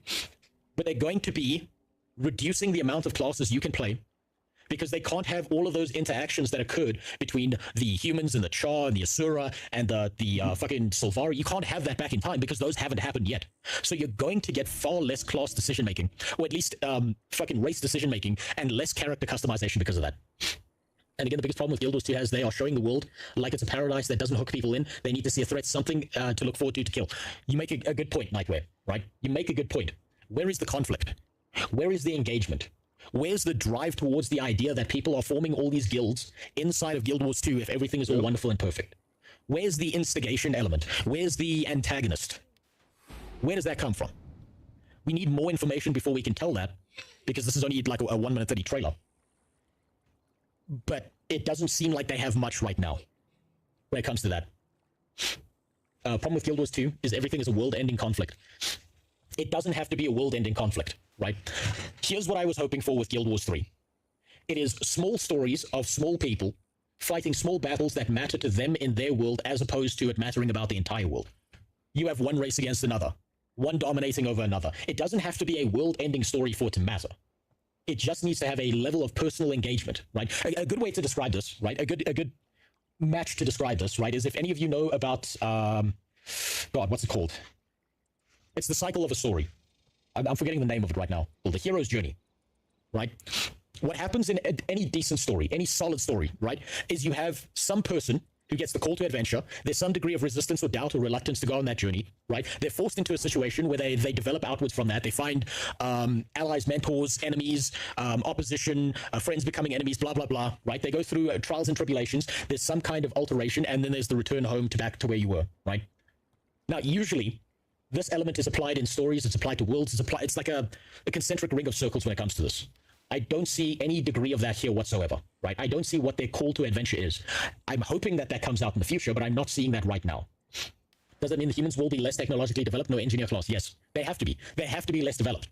They absolutely have to be. They have to be more leaning into the elements of their gods and magic and all of that stuff. They've got to be more primal.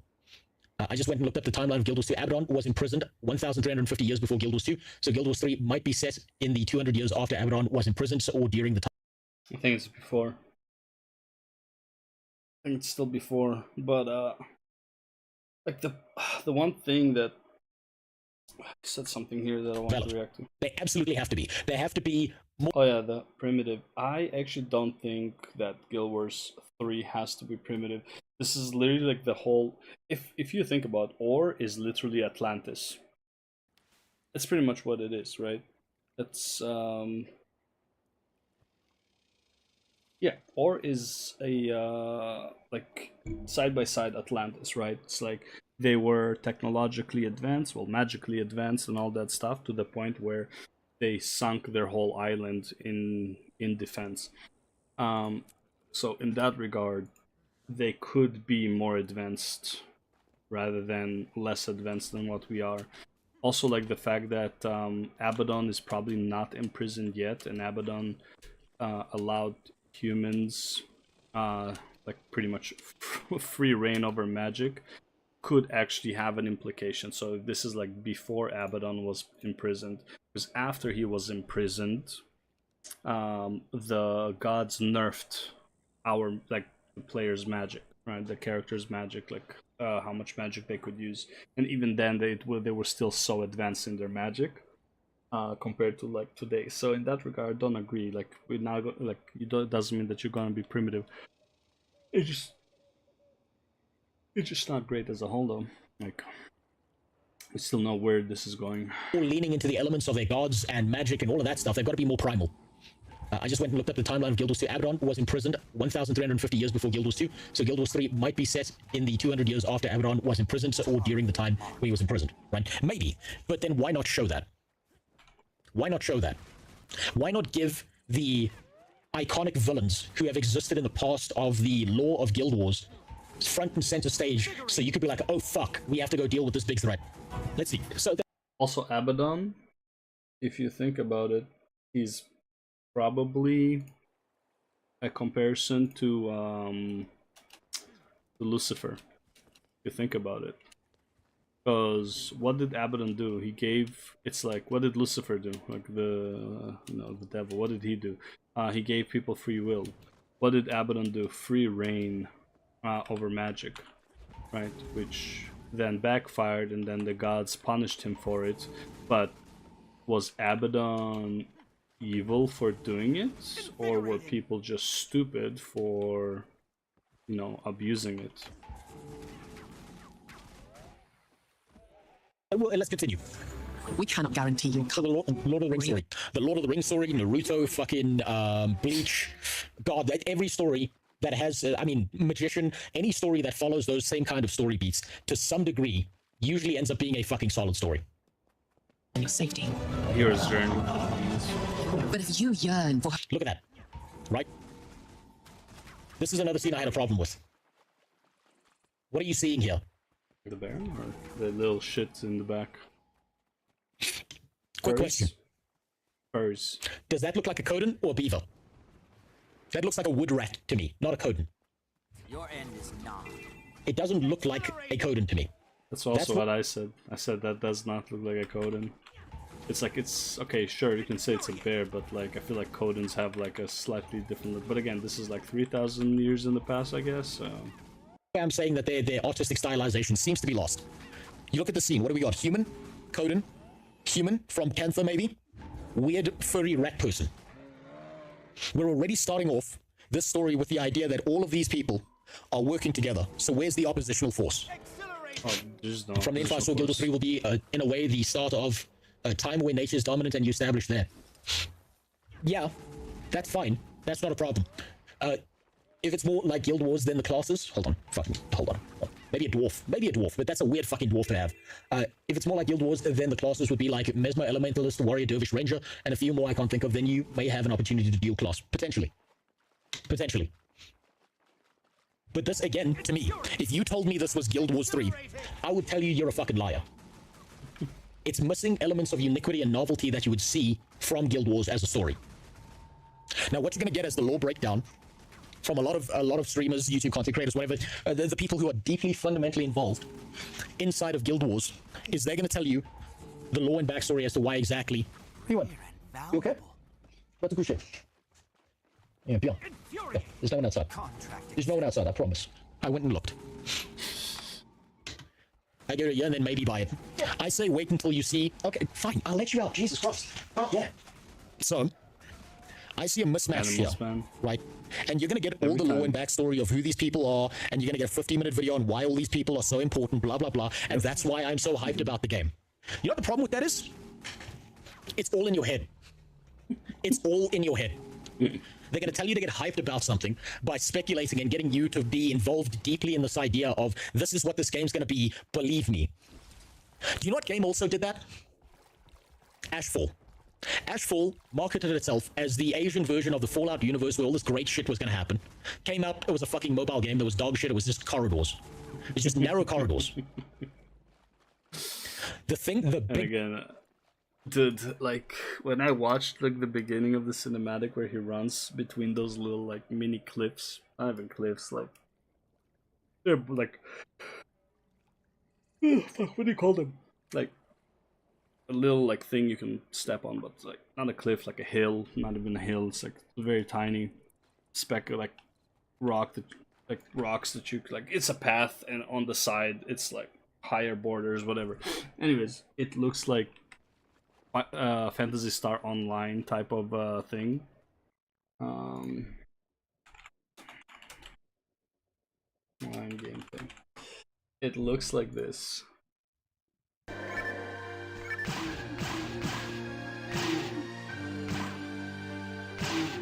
Like, that's what it reminds me of. So it's like, this is off limits, right? It looks like there's like a whole, like, oh man, there's a whole world, but it's like, actually you can only go on this brighter gray area, right?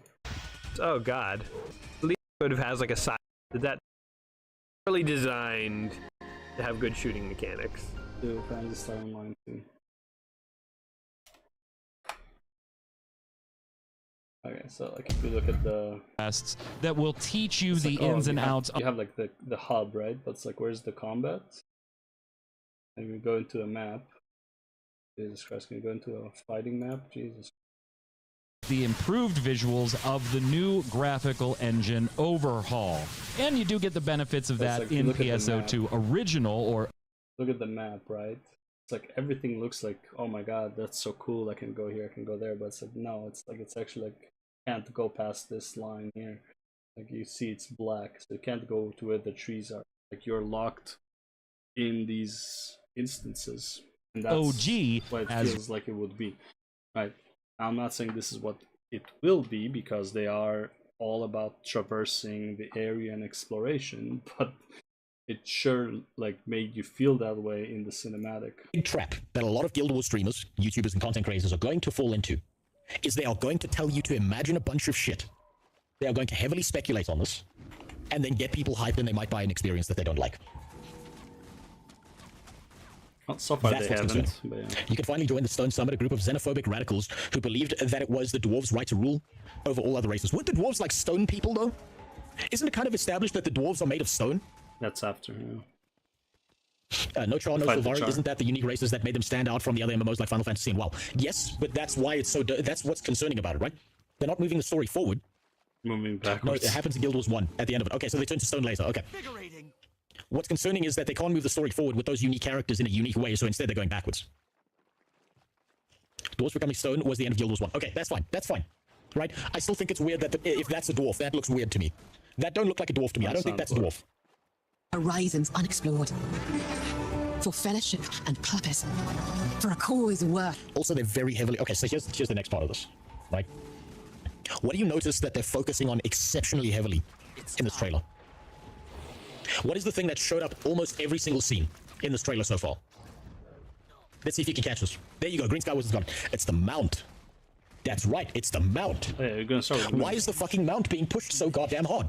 Of all things. Yep. You're telling me you have no other features? Woman, no. Those weren't women. They are pushing mounts. Why are they pushing mounts this early?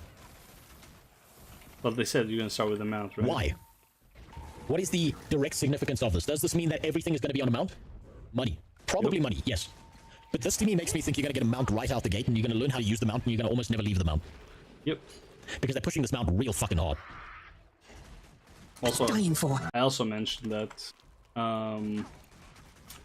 the whole mounting and the exploration, the problem with it is that when you go fast, you don't actually stop and smell the roses kind of thing, right? It's like you're gonna be missing a lot of things. It's the things you wouldn't miss if you were walking, right? So just the fact that you first things first is you have the mount is probably already like a not good thing just for exploration reasons. So yeah. To you, we can promise magic.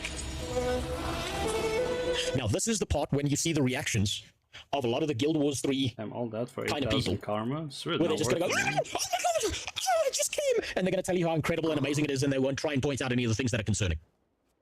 This is the moment where they lose their shit. Elderport made a good catch. Hold on. What did Elderport say? Sura on the mount. Yeah, that was a good catch, but that might have been one of those hairy midgets. Right. Hairy midgets. They weren't invented yet. What, mounts? They weren't invented yet. If they sell the fucking mount armor, I'm going to flip them off and tell them to pound sand. They probably will. They probably will. You got to remember that the company that's over ArenaNet's shoulder with their dick hanging on top of their head is NCSoft. Open the website. Okay, I'll take a look at the website now, right? Final thing. Do they show it? No, they don't. They left it out of this one. So, I think that this is not enough to go off of, right? I don't think that there's enough here for people that they should be getting overhyped about this right now. I don't think that this is a good idea, and I genuinely think that maybe they would have been better off actually just shutting the fuck up about this and developing it further until they can give some kind of really solid push towards things. That's what I'm saying. It's too far into the future. I understand the reasoning because then you can't share a lot of the Guild Wars 2 stuff. Though honestly, I think they could have still shared that's like we are going to be focusing on reworking the core world. We're gonna add a Zaytan fight. Like you had a lot of other announcements that you could have just said before you mentioned Hall of Monuments and Guild Wars 3. Right? Like we want to modernize the core world, Heart of Thorns, Path of Fire, want to modernize those, we want to add some content and stuff like that. You didn't need to release this Guild Wars 3 announcement. Right? It's like, yeah, sure, you created hype, but is the hype actually gonna give you money in the next year and a half instead of kind of like make people now want to spend money because Guild Wars 3 is coming out? Really, really fucking solid push towards some inciting incident or some antagonistic component that would make you, you know, care about this. That's my problem. I'm talking AOT. I don't know what that is. I think the 3 should be in the form of an AR-15. So do I. So do I. And the Guild Wars should be in the shape of their offices. Hearing voices again. Yeah. Okay, so. Will it be woke? Important question. Did you not see the guy's shirt on stage? He did have the gay ArenaNet shirt on. Sadly, yes, the art style is very disappointing. Agreed. It sure will be, buddy. Let's go. Yeah, we need more gay. Yes, brother. I agree with the purple theory. The purple theory is very fucking concerning.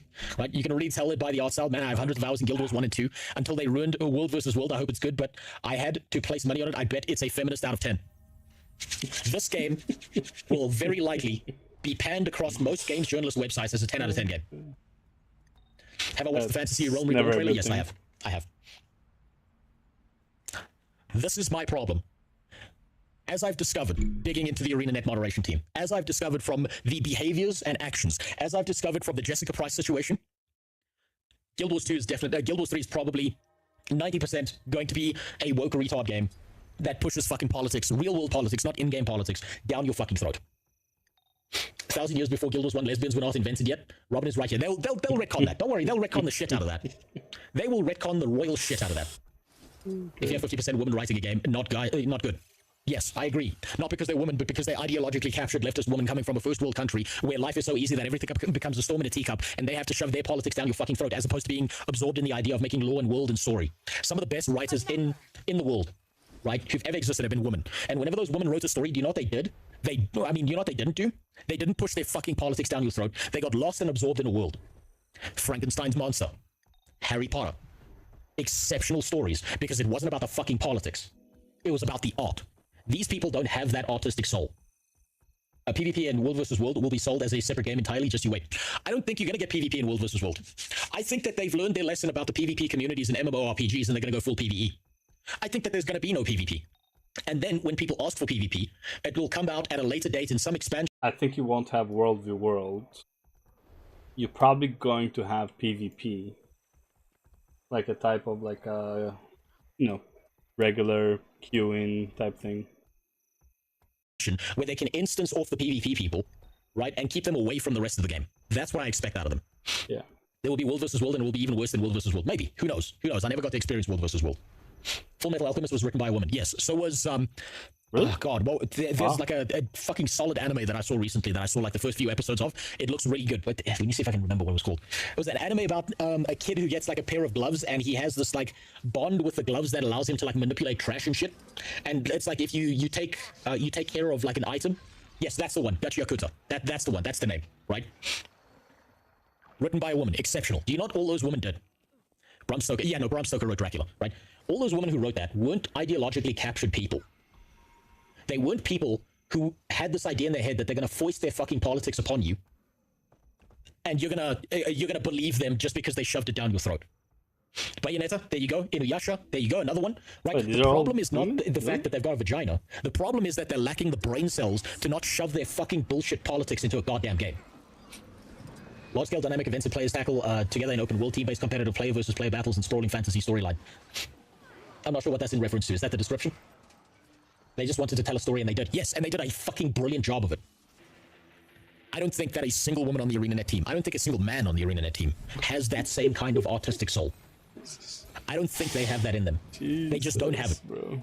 Their writing is dog shit. They fuck up their stories constantly. They've been doing it since Zaitan. I honestly feel like the reason I think he's right, not 100%, but like mostly right, is actually when Colin, right, that was his name, Colin. When Colin said that we're not setting out to tell a story, we're setting out to solve MMO problems, something like that he said. And I think that is actually like one of the worst things.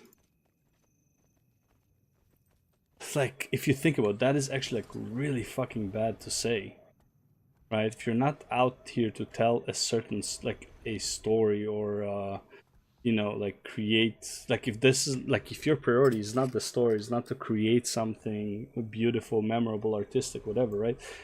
But you are just there to solve a problem, that sounds more like a business proposition, like a invention type thing, than it is an art, like something that what an MMORPG would be, right? I don't know, you can view it both ways, I guess.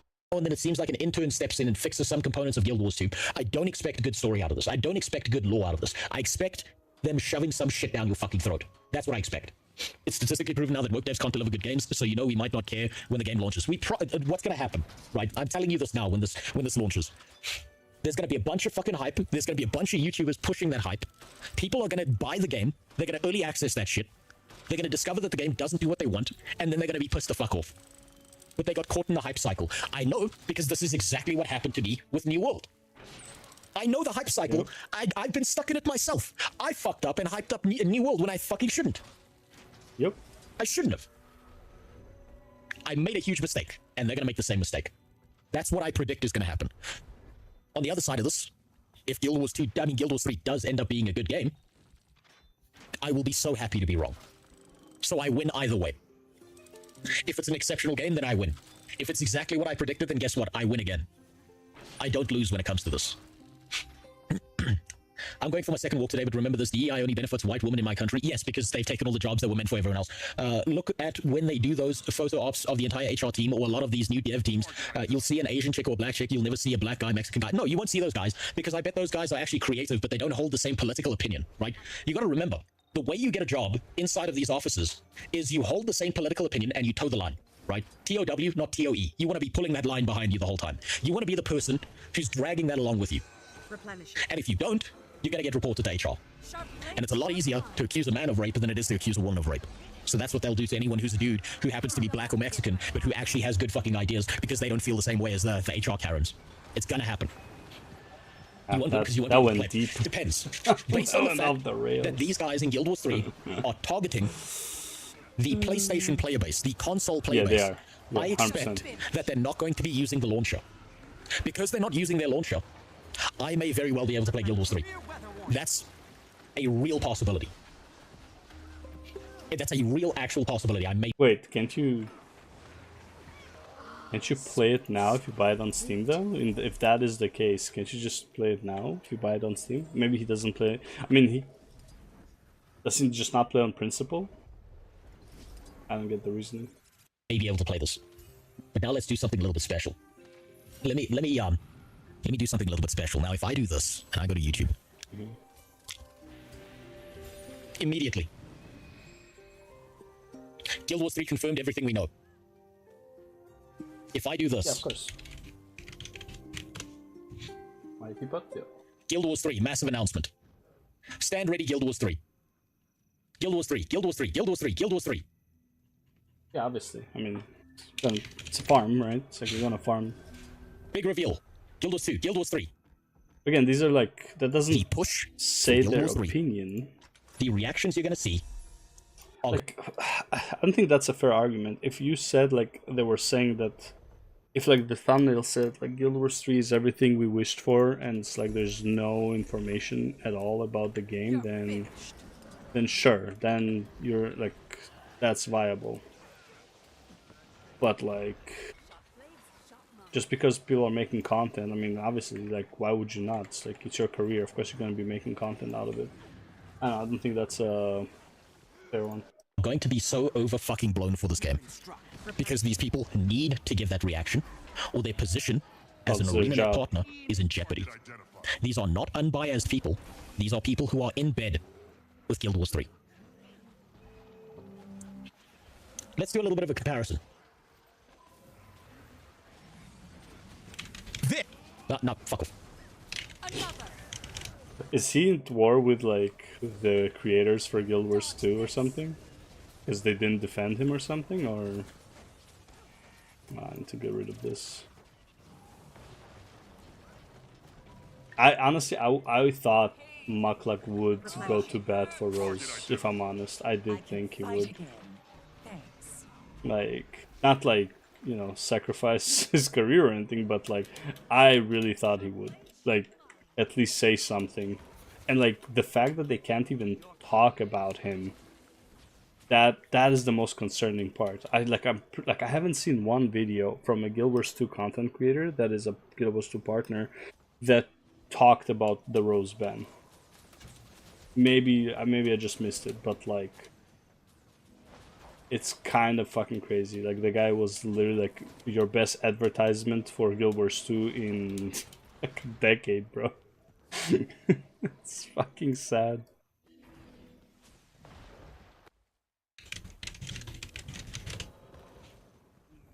Oh, we're gonna go gank stuff.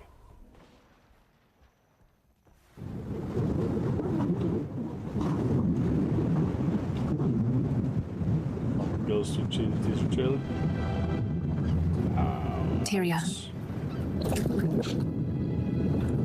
The dragons have always been here.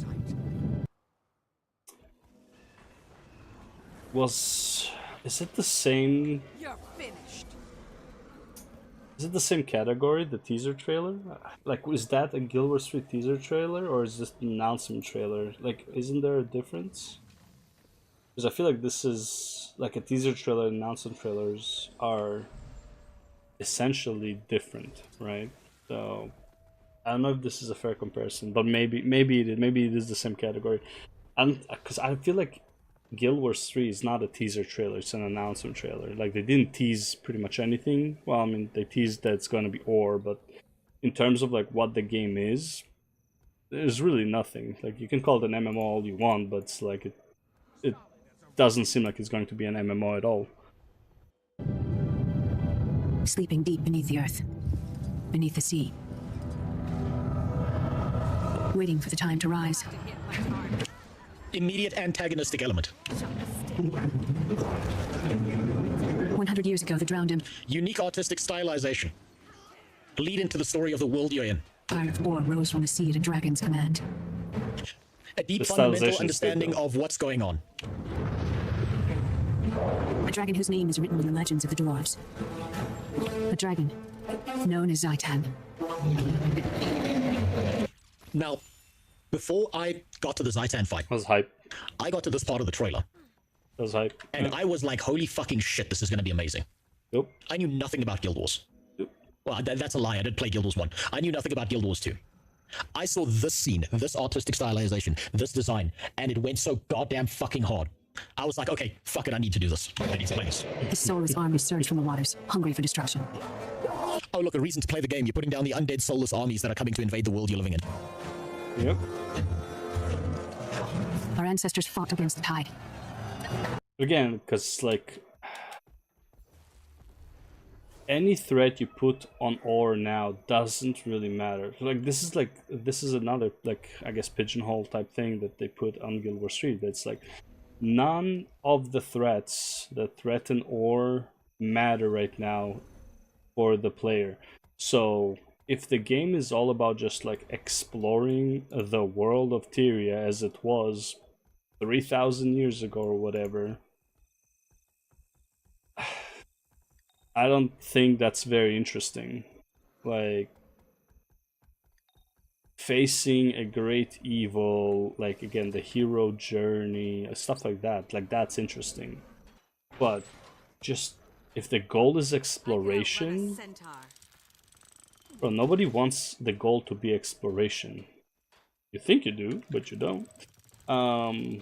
Like, exploration is something you do because you're already interested in the world to an extent. Not something you do for the sake of the world, kind of thing. But Zaitan's power was too great. We have learned from those defeats. We learned that no single nation can fight alone and succeed. The 5 races must stand together against their enemies. Oh, look, a reason for all the different races of Tyria to get together and stand united, because if they don't, everything's gonna end. And refuse to surrender. Heroes come together in glory. Discovering new magic, new tech. Hint at the Sylvari. Technology that will save our world. Hint at the electric rats and their capabilities. Do you notice the unique stylistic choices here? Do you notice that the humans are very unique and distinct from what you're seeing when it comes to the Asura and the Sylvari? To surrender. The music. Heroes come together in glory. Discovering new magic, new technology that will save our world. Unique stylistic, artistic decisions when it came to the shop. It is time for legends to become real. The transition from 2D artistic stylization directly into in-game footage. Wide expanse of the world that looks more unique and artistically stylized, despite the fact that it's lower graphical fidelity than what we're seeing out of Guild Wars 3. And it still looks similar to Guild Wars 1.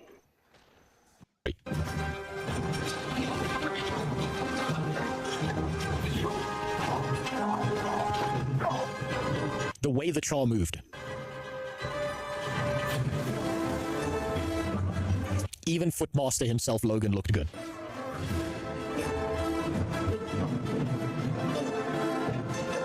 Unique world building and design. Look at the unique world building and design. Who would ever think to put a bunch of ships strapped into the fucking sky with a bunch of planks between them? Look at that. The stupid fucking Rubik's Cube even. Stupid Rubik's Cube.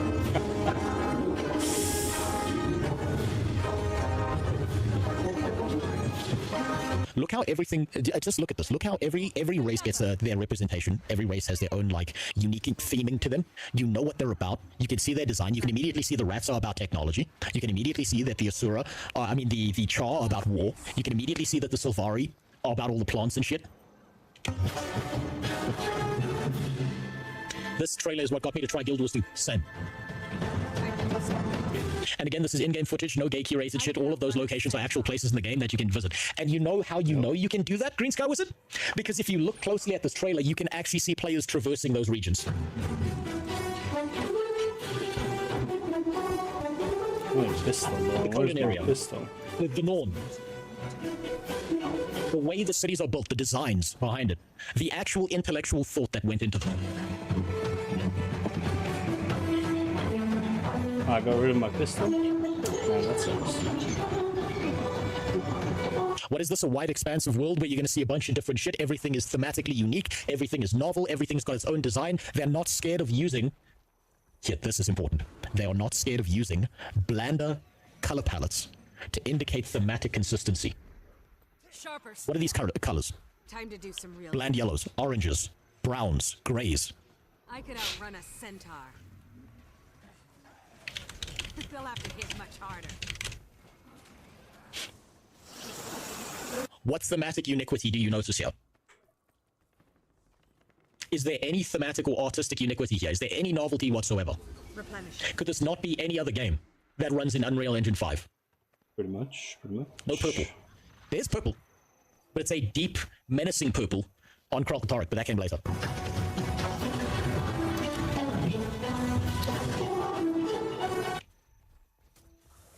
What's that? Oh, Ooh, what's that? What are we waiting for? A whole dead dragon lying in the ground that you can go into its mouth? Say it isn't so. Wait, can you? Or is that supposed to be Dragonfall?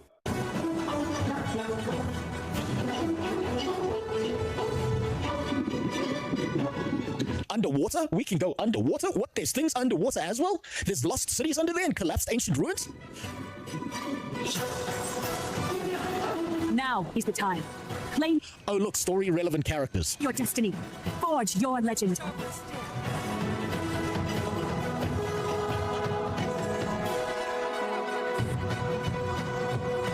what are we doing, man? Can we get the vibes of that trailer are fucking immaculate.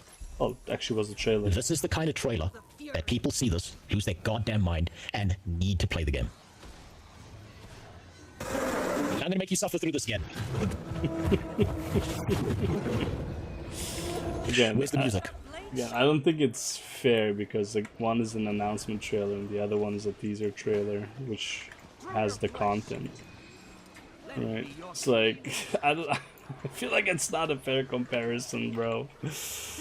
Oh, good. That it's kind of unfair. Where's the music that hooks you in? Where's the unique art style? Where's the storytelling? We all have our own reasons for coming to this vast frontier. But for our guild, we who protect this land, one... Are you going to remember this music? Is this music going to be music that's going through your head later? reason stands above all others. I think we're our wonder. out of here. You feel it too. I see it in your eyes. Wonder at the astonishing power that shakes this land of awe. Do you notice it's following the same character? It's not showing you multiple characters. It's not showing you multiple regions, multiple zones, multiple angles. They didn't even bother to go the 2D route as opposed to just throwing out UE5 slop. At the great spirits to whom we are bound. Lazy. At the gods who hold dominion over all. You don't even get to see a 2D visual of the gods. You just get to see them in some fucking woven tapestry thing. It's a bit of a lazy one, yeah. We cannot guarantee your comfort or even your safety. That is such a weird sentence, though. We cannot guarantee your comfort or even your safety. Like... what? That's such a weird sentence. Like, what does that even... Like, is supposed to mean that the world is dangerous? Okay. Show that the world is dangerous. Don't just say it. And even then, when you're saying it, doesn't really feel dangerous. It's like, oh, it won't be comfortable. And it won't be safe. But if you yearn for horizons unexplored, for fellowship and purpose, for a cause it looks Valheim-like. It very much does. Worth dying for, to you, we can promise magic.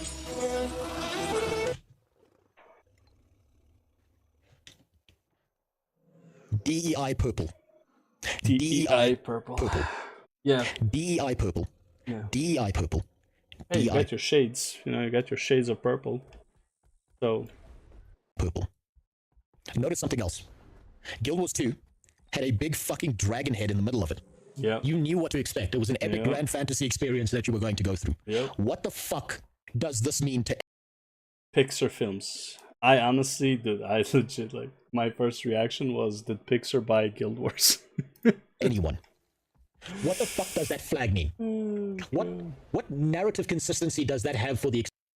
In my opinion, what this means, there will be 3 guilds for the Guild Wars. I could outrun a centaur.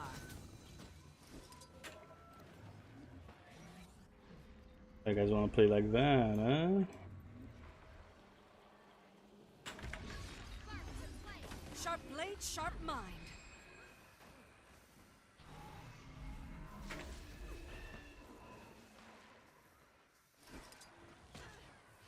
Click, click, boom.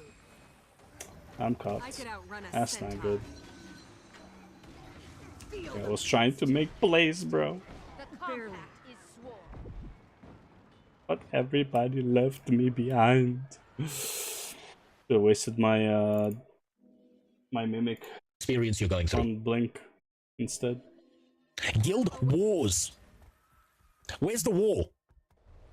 There you go. That's the 3 flags. The 3. Honestly, this would actually go a bit harder if the 3 colors on the 3, like flag 1, flag 2, flag 3, if they were different, which would then indicate the Guild Wars.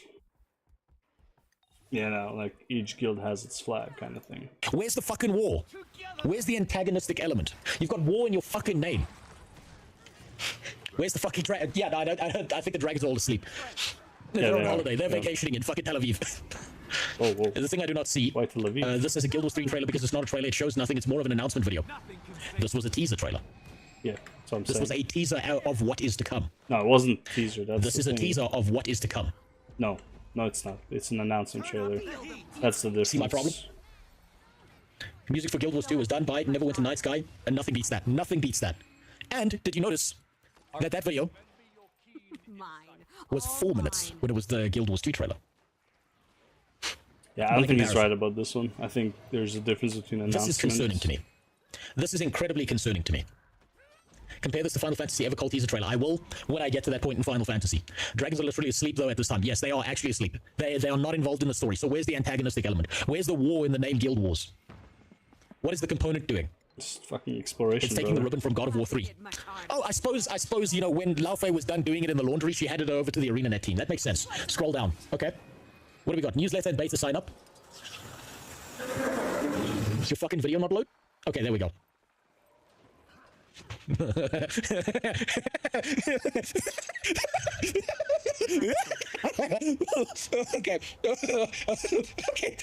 Okay. That does not look like Guild Wars to me. That does not look like Guild Wars. I expect this to be an open world survival game where you meet a maximum of 20 people out in the open world. Nah, it's a co-op game. It's most definitely a co-op game. Oh, fuck me. What the fuck is this? This is Guild Wars 3. What else we got? Join the Veil Wardens. Become a Veil Warden, a guardian of the land of Ore, protector of the people and spirits. Wait, no, that's right. That call Ore home, discover the untold stories, and forge lasting bonds with your fellow players as you glide, leap, sprint, and ride your way across the frontier with adventures. That sounds fine. That doesn't sound like a problem. It doesn't sound like there's much of a war element, but let's keep reading. Explore the frontier. Glide. Why are you mentioning this twice? True. Again, if this is just an exploration game, like, dude, I'm legit thinking they're creating Crimson Desert in the Guild Wars 2 universe with co-op elements, bro. Like, straight up, and a hub, or maybe multiple hubs, but probably one hub. Oh my god, bro. It makes sense though. It makes sense, and the reason I don't like a game like Crimson Dares is because I don't know, like I don't see a purpose to playing it. It's like it's just an exploration game, realistically. I think that's what it looks like to me. It's an exploration game. It's like I don't care about an exploration game. Like it's not fun for me to explore something I don't know if I have an interest in exploring. Like if that makes sense. It's like I want to know if I want to explore this thing, if I want to bother exploring something before I play it. Where the hell is this exit? Oh, there you go. Glide, leap, and sprint. Glide, leap, and sprint. Did you run out of things to tell people? Why is this in your announcement right next to the exact same words right there? Why also, is the Veil Wardens literally doesn't even say anything about who the enemy is or anything like that. It's literally just says explore, and then next to it you have explore the frontier, where the Veil Wardens are. The purpose is to explore. There's so little here, and you're releasing next year, fall 2027. Oh fuck. Solari plant structures 1.5 millennia before Solari are created, and Asura on the surface of 1,000 years before the first. I told you they're going to retcon the story. They're going to retcon the story. They will retcon. What? Retcon. There's no reason to retcon. It's just not going to have Sylvari. And also, it doesn't mean that there were no other plant people beforehand. Like, if anything, you might have more races due to like the magical thing. You might have like spirit-borns for all we know, like races that are like spirits, just because of like the vast magic that was in the land. Like we can't say anything right now, realistically. Like it's the thing is that they might retcon certain events to make them work for Guild Wars 3, or like slightly rewrite the story, and I think that's kind of fine. I think most games do it when they last long enough. I'd rather they retcon the past rather than retcon the future, because you can still play the future. That makes sense. So it's like I would much rather than retconning, like you're playing the future of Guild Wars 2, not the past of Guild Wars 2, and then you retcon stuff that happened in the past rather than playing the past of Guild Wars 2, retconning stuff that happened in the future. I don't know, like, does that make sense? Wall run across ore with a one-of-a-kind movement system that transfers your momentum between modes of travel. This I expect Guild Wars 3 to get right. This I do think will be an exceptional system within Guild Wars 3. Their mounts, the way their mounts moved, the way the movement mechanics worked in Guild Wars 2 was fucking exceptional. I would expect no less. This I expect to be fucking flawless. This will feel good. Maybe. Providing a free-form joy of movement through a world alive with adventures. Still no antagonistic element. Master action combat. So it's an action combat MMORPG. Yeah. Good. Good. Why did they go full solarpunk visuals for medieval fantasy? Because they're trying to make something different, I suppose. Also, they're supposed to be more primitive than what you'd see in Guild Wars 2, because this is placed in a previous time period, right? I think this is good. I think it should be a it should be an action combat system. I think that's the most engaging system. We've got the server tech to make it happen. You can make a more unique and stylistic decision. We haven't had a good action combat system that's held up for a very long period of time outside of single-player games. This could be good. Your critique is fully valid, although gameplay is king. I'm waiting for the release. Yes, so am I. I think if their gameplay is good, it doesn't matter what I say. I hope the game's good. I do genuinely hope that the game's good. But I'm seeing some red flags. Master a combat system where depth is achieved through strategic skill use, positioning, and movement. Where action RPG combat meets Guild Wars build making creates a unique combat experience. This I think they could get right. This I think, if they get this right, if they get their action combat right, they can fuck up everything else, but the game will still be good enough that it stands up on its own 2 feet. What if this is placed in the past? Does that mean we lose the specialization from X-Packs? What are we playing? Core Wars, Rangers, Necro? Yes, well, this is placed in the past, so potentially, yes. Purple flags? That's the concerning element, right?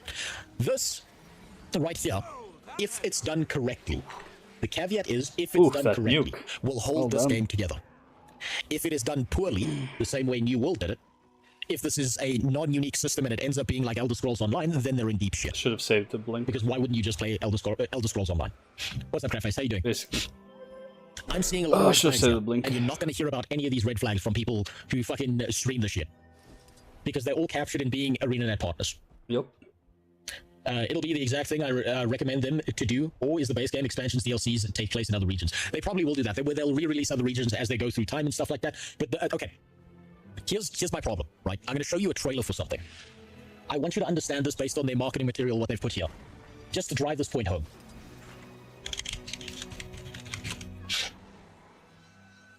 I could outrun a centaur. This is just to drive this point home. Time to do something.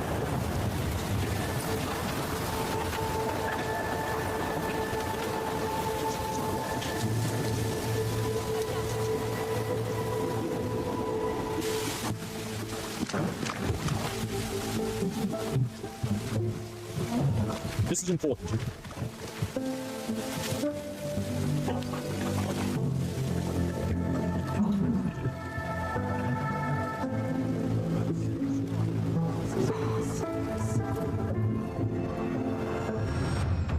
Take the gun.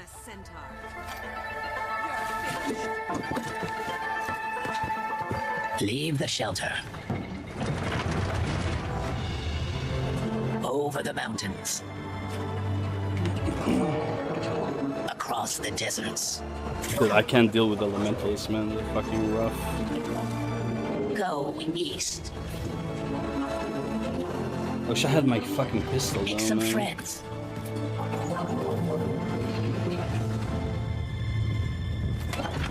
Be powerful.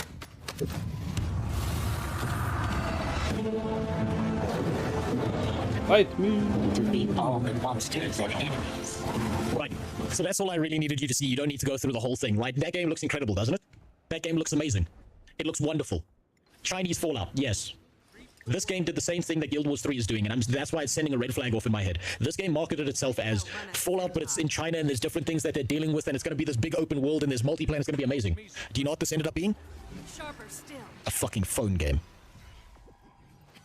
It ended up being a dog shit fucking phone game where people walked from one area to another. Everything was instance. You barely saw other players unless you grouped up. You could maybe get into a group of 4 people before being disconnected from the server. What Guild Wars 3 is asking you to do is they're asking you to build the world in your head for them.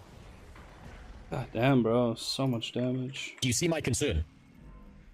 The same kind of language that I'm seeing here, the fact that they're repeating these lines here, that they're repeating here, do they really need to do that?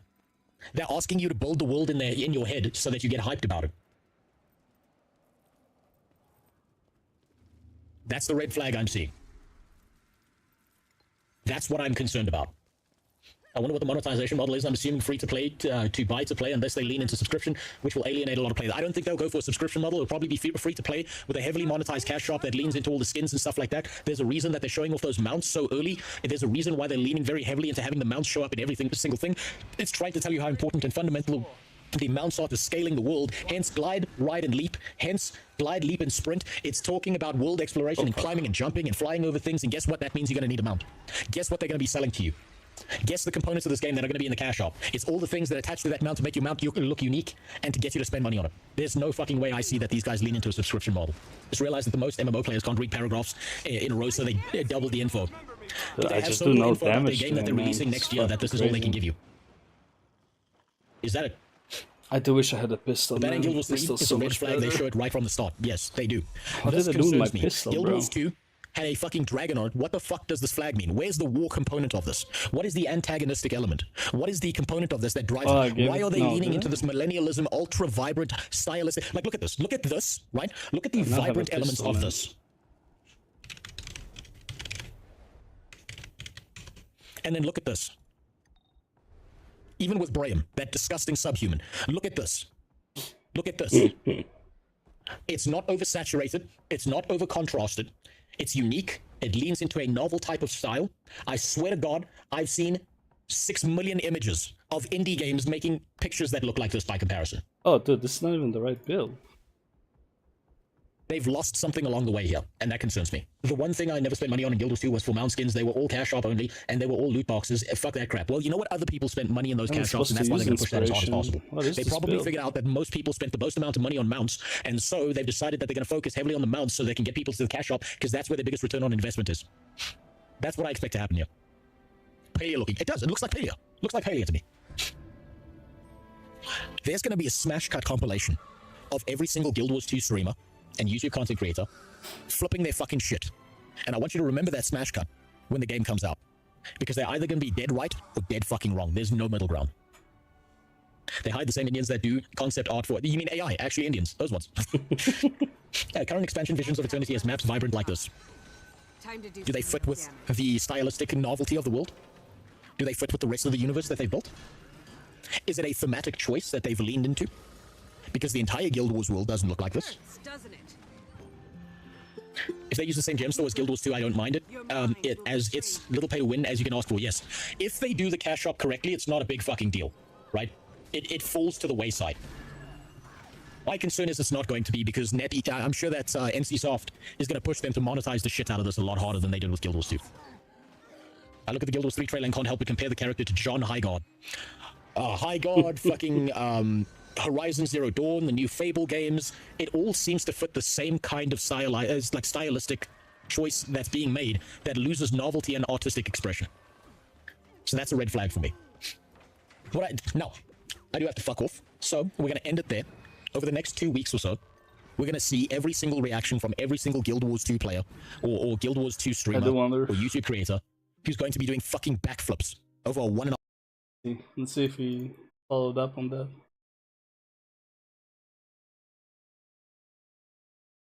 Guess not.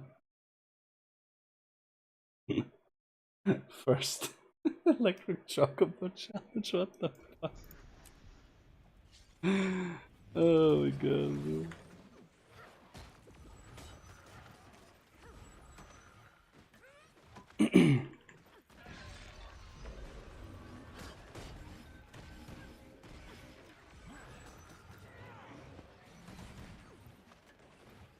Okay,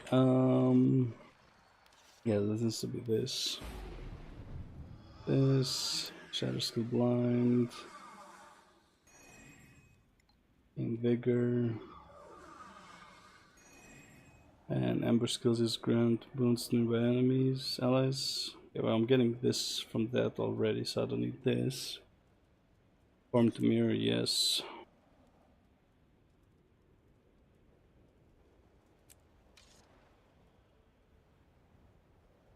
Beta Clone, gain regeneration, gain Mirage Cloak. In combat, first ambush attack, applies. Yeah, I want this. I haven't done World be World in forever.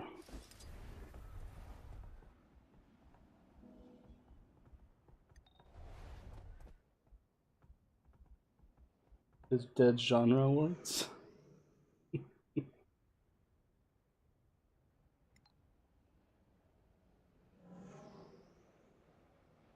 Doesn't post too much, huh? About his live. Bald Masters Challenge Round 2, Zero Knowledge PoE 2 Hardcore SSF. Never. I would never. Let's see.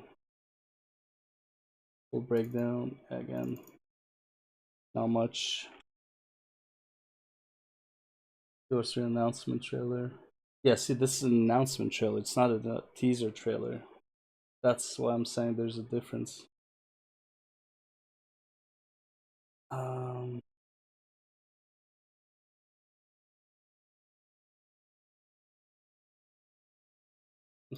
Because we actually have a nuclear article, well, maybe not nuclear, but a really interesting quote actually coming through regarding Guild Wars 3, a PC Gamer interview. Check this out, quote, Guild Wars 3 is more about segments of small groups playing that makes the gameplay more fun. That's all I can say at the moment. Yeah. That's interesting. So we are looking a bit smaller scale because we actually have a nuclear article, well, maybe not nuclear, but yeah. It's gonna be 4 players, let's be real. Which, again, I don't know, man. I feel like that is not the evolution of MMOs. I feel like that is the devolution. Like, that's like the opposite of what an MMO should be. That's just me. Bash gold farming.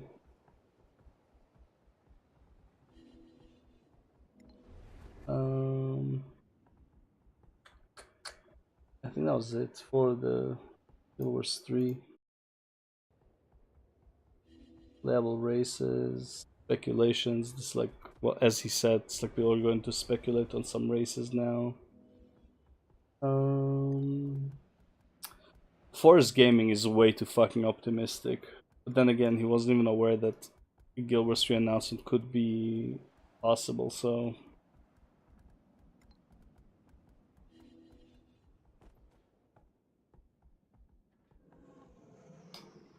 Nothing else, right? Oh yeah, I haven't watched this. I didn't see the reactions of everyone. Right now, it's time for another Summer Game Fest exclusive. The announcement of the next game in a storied franchise. Sims 5. Story. Oh, wait, hold on. Wait. Pokemon. This might be it. It said it was in a storied franchise. It does look like High Guard 2, dude. It does. High Guard 2? That's the most anticipated. But for our guild, it's it. Studio that brought you. Guild Wars 3. Is it right? One reason stands above all others. Wait, no, that's Guild Wars. Wait, no, I'm just kidding, guys. Wait, Concept Modern. Wait, no, wait, that's actually Guild Wars. It's really nice. Wonder at the astonishing power that shapes this Guild Wars 3. I'm scared. Wait, what? Guild Wars 3. It's freaking hard. That's such fake fucking reactions, bro. I can't. I can't, bro. I can't. It's so fucking weird, man. Oh, give me a second. Okay, I can attack him now. Not enough energy. Forgot about this mechanic. Of not being invulnerable for a bit.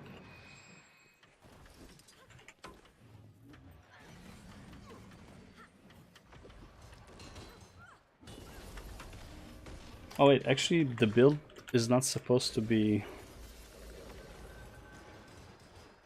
I feel good. Slamming or shattering, now that I think about it. Hold on, I'm gonna react to this. Just get rid of this fucker. Sweet loot.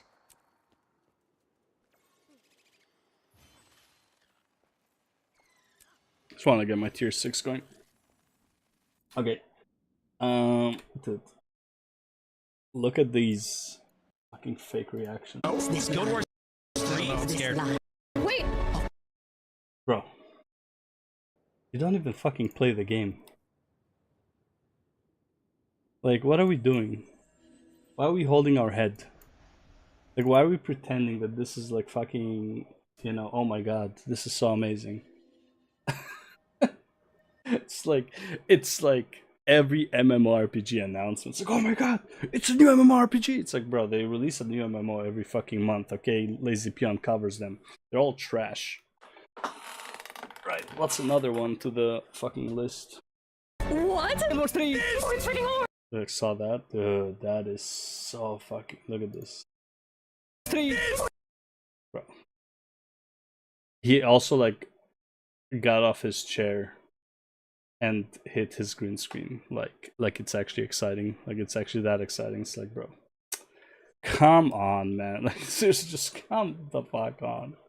It's freaking hard. It's freaking hard. Nobody panic! At the gods. Guild Wars? Like, so over the top, man. It's so fucking... It's just so fake. Hold dominion over all. Oh, there's other classes that you can choose from? This looks good. We cannot guarantee even your safety. Okay. It's Guild Wars 3! Oh my goodness. Yes. Whoa, You yearn for her right. Yo, that's so freaking cool, damn! It's a bear! I just can't with these people, man. Purpose. For a cause worth dying for. No. Is this gonna save us? We can promise. Magic. What? That doesn't make sense! That doesn't even make sense! I don't know why he says it doesn't make sense, but okay. It doesn't look anything like it. Oh, that's why. Yeah. That I agree with. That doesn't look anything like it. That I agree with 100%. Yeah, it really doesn't look anything like it. Magic. It's a Guild Wars 3!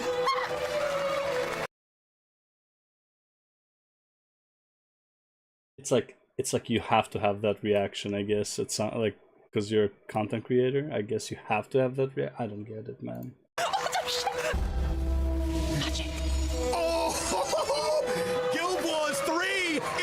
officially confirmed! So this is gonna save MMOs. Magic. Oh my god. Dude, what is wrong with these people? Dude, this is gonna save MMOs. Oh my god. Jesus fuck, man, you're a grown-ass woman. Holy fuck. I didn't think so. What the heck? Magic. Guild Wars 3. Dude, that's a normal reaction. Guild Wars 3. Oh, okay. Okay.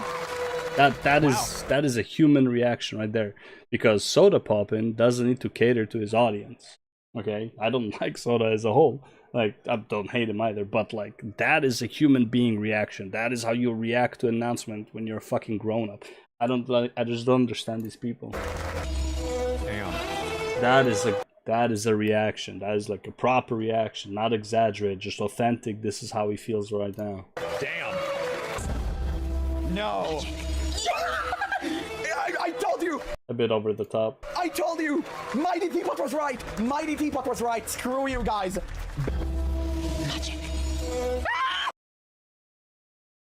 Like, come on, bro. What is this? What are we doing? Fucking weirdos, man. Guild Wars 3! Let's go! It's fucking announced! Woo! Again, over the top. But again, like, all of these people need to cater to the audiences. Yeah. It's real! Like, see, that's like, you're happy about it. You're not fucking losing your shit. Guild Wars 3 is real. Wishlist now. Steam PS5. It's coming to console. Now show the reaction when people say see Fall 2027. Oh, it's here! Oh, yeah. Yes! There's chills. Oh, we got the bears! Guild Wars 3! Yo! What the heck? Oh my gosh. Oh wow though. Oh wow, Guild Wars. No, fucking yes! Please fucking Guild Wars! Oh my god, what is the fuck is this? Damn. Oh my fucking god! Damn.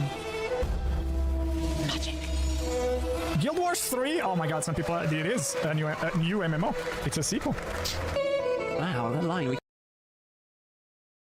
I wouldn't call it a sequel. I promise you magic. Okay, I guess this is crazy. Is there a stinger with? Okay, this is something I tried to do with my char and I could not do it. I want to do it with my char. I just didn't bother with figuring it out. There like a thing at the end? That's Hey guys, my name is Ferry from Guild Wars Community. Yesterday, ArenaNet announced Guild Wars 3, which is unbelievable. I didn't see this coming. I think no one actually really did. They did tease it a little bit, like a few days ago. Except that people were calling this for like 2 months before, but no one saw this coming. But because the expansion pack came out 6 months ago, I didn't think that they will actually announce Guild Wars 3. I'm not saying that I saw this coming. I'm saying that I preferred them announcing something else, an expansion in the Guild Wars universe. That would be probably an exploration telling a story, which basically what probably this is actually still going to be, so I wasn't even wrong. I can't consider anything that is like low amount of players, like low amount of co-op players. I can't consider anything like that an MMO. You can call it MMO Lite, sure, whatever, like Warframe is an MMO Lite, but I do not consider Warframe an MMORPG. It's a co-op game. It's like, we have words for a reason. MMO Lite does not mean co-op. Warframe is a co-op game, okay?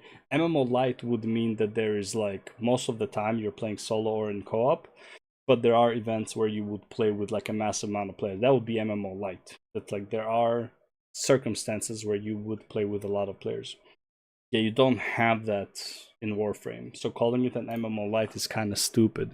It's a fucking looter shooter co-op game. Like, it's not an MMO Lite. Just 6 months later, so I checked the different opinions of Destiny 2 was an MMO Lite because you had the open world areas where you could see a lot of players. Streamers in one video. I hope you guys enjoyed it, and stay tuned because in the past 6 months I've been playing Arena. I hope still figuring out because I haven't used this account for a long time, but stay tuned and there's a lot more to come. Thank you for watching and I will see you next time. We're so excited to Yeah. I don't know, we'll see. We'll see. I don't know. I don't think, honestly, like people say, it's like, oh look, ArenaNet has a huge track record, like a successful track record. It's like, in my opinion, not really.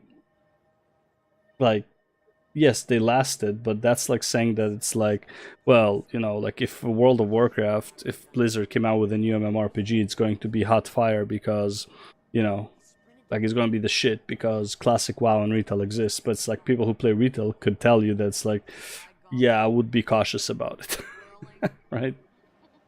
So it's like just having faith in them to make an amazing game. Like, what is like, realistically speaking, in the last 3 years, what is your proof? Like, what can you use as proof in the last 3 years that Guild Wars 3 would actually be an amazing game? Okay, the best content in Guild Wars 2 is from like 4+ years ago. Like, realistically speaking, right? Jantir didn't really do much for the game.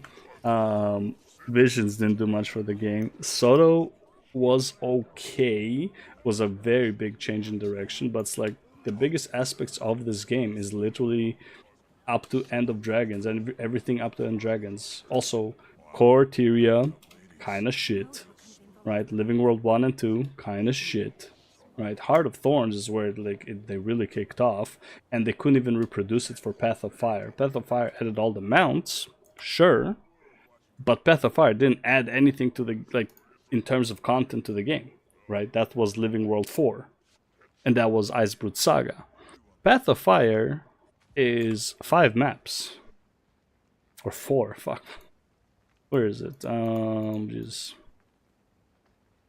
yeah, Crystal Desert. Yeah, it's 5 maps, right? Have Desert Highlands, you have the Crystal Oasis, Ilon Riverlands, Desolation, and Domain of Abi.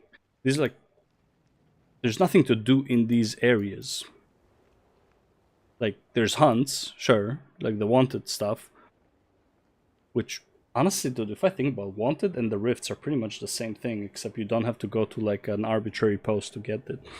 But like, it really didn't add anything to the game. Like, nobody spends time in these maps. Realistically, everybody's playing pretty much just Dragonfall, really. I don't even know. Actually, dude, I swear, I don't know where Dragonfall is. Now that I think about it, I have no idea where Dragonfall is. Oh, there we go. Yeah, we only know about Dragonfall. Like, nobody really plays Isle of, like, this. Like, actually, this one, people do Meteor sometimes. Right, but it's like, it was such a pain in the ass to get this meta going, for example, when I was doing it. This is like when it was more popular, so like now I don't even know, right? Orna, people do the Shatterer, right? But it's like, Path of Fire, technically, was shit, right? In terms of like what to do after the grind for the mounts, which, by the way, is not much of a grind. What do you have to do here? What's the content here? There's nothing to do in Crystal Desert, right? Only in Living World 4. And then Icebrood Saga added, in my opinion, like main core features to the game.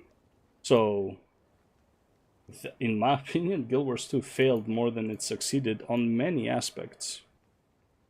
Okay? In many aspects, Guild Wars 2 is like a win-loss, win-loss, win-loss situation, with the last 3 years mostly losses. I think a lot of people didn't like Soto's direction. I think they really didn't like how this map was split into 3 patches, which is kind of like weird. 2 patches makes sense. 3 patches? Not really. This boss is fucking retarded, okay? Yeah, sure, it's easy, it's free, whatever, but like, the boss is retarded. The fucking yoga dance is fucking stupid. This meta is fine, in my opinion. This meta, honestly, is probably one of the most metas. Like, in terms of like what a meta is. 3 groups doing, like, going around the whole map, more than 3 groups. Like, you have to split up across the map, do a bunch of a few events, go back, do a thing as a massive group, then split up into 3 groups. I think this is what metas should be. Like, this is what a meta is. Whereas like this one, yeah, you split in 3, but it's like the yoga part was stupid. The top of the World Spire is kind of whatever, but technically still feels meta-ish, right? And this is just like one group. This is like, doesn't even feel like a meta. Interneos, 2 groups, I guess that's more meta. The first one, doesn't really feel like a meta. Like activating the meta in my opinion is like not really like a meta feel. It's like just completing events. But like the whole meta is like one straight line kind of thing of like everybody moving together. So it's not much of a meta. Seal of Zakros, meta. Inner Nails, pretty much meta, right? Are they good quality? Whatever. Debatable, right? I do like that they don't have a timer. I think that is something they should keep. Like, you should be able to activate metas on your own. You don't need to wait for like a specific time. And I wish they did more of that rather than the bullshit we have. So like, if anything, Soto did the best thing Soto did is create metas. Like 2.5 of them that don't have a timer, so you can just do them whenever you want. And shit, you can activate them solo as well, right? But yeah, End of Dragons probably like the best expansion to the game by far. It's like it's not even close.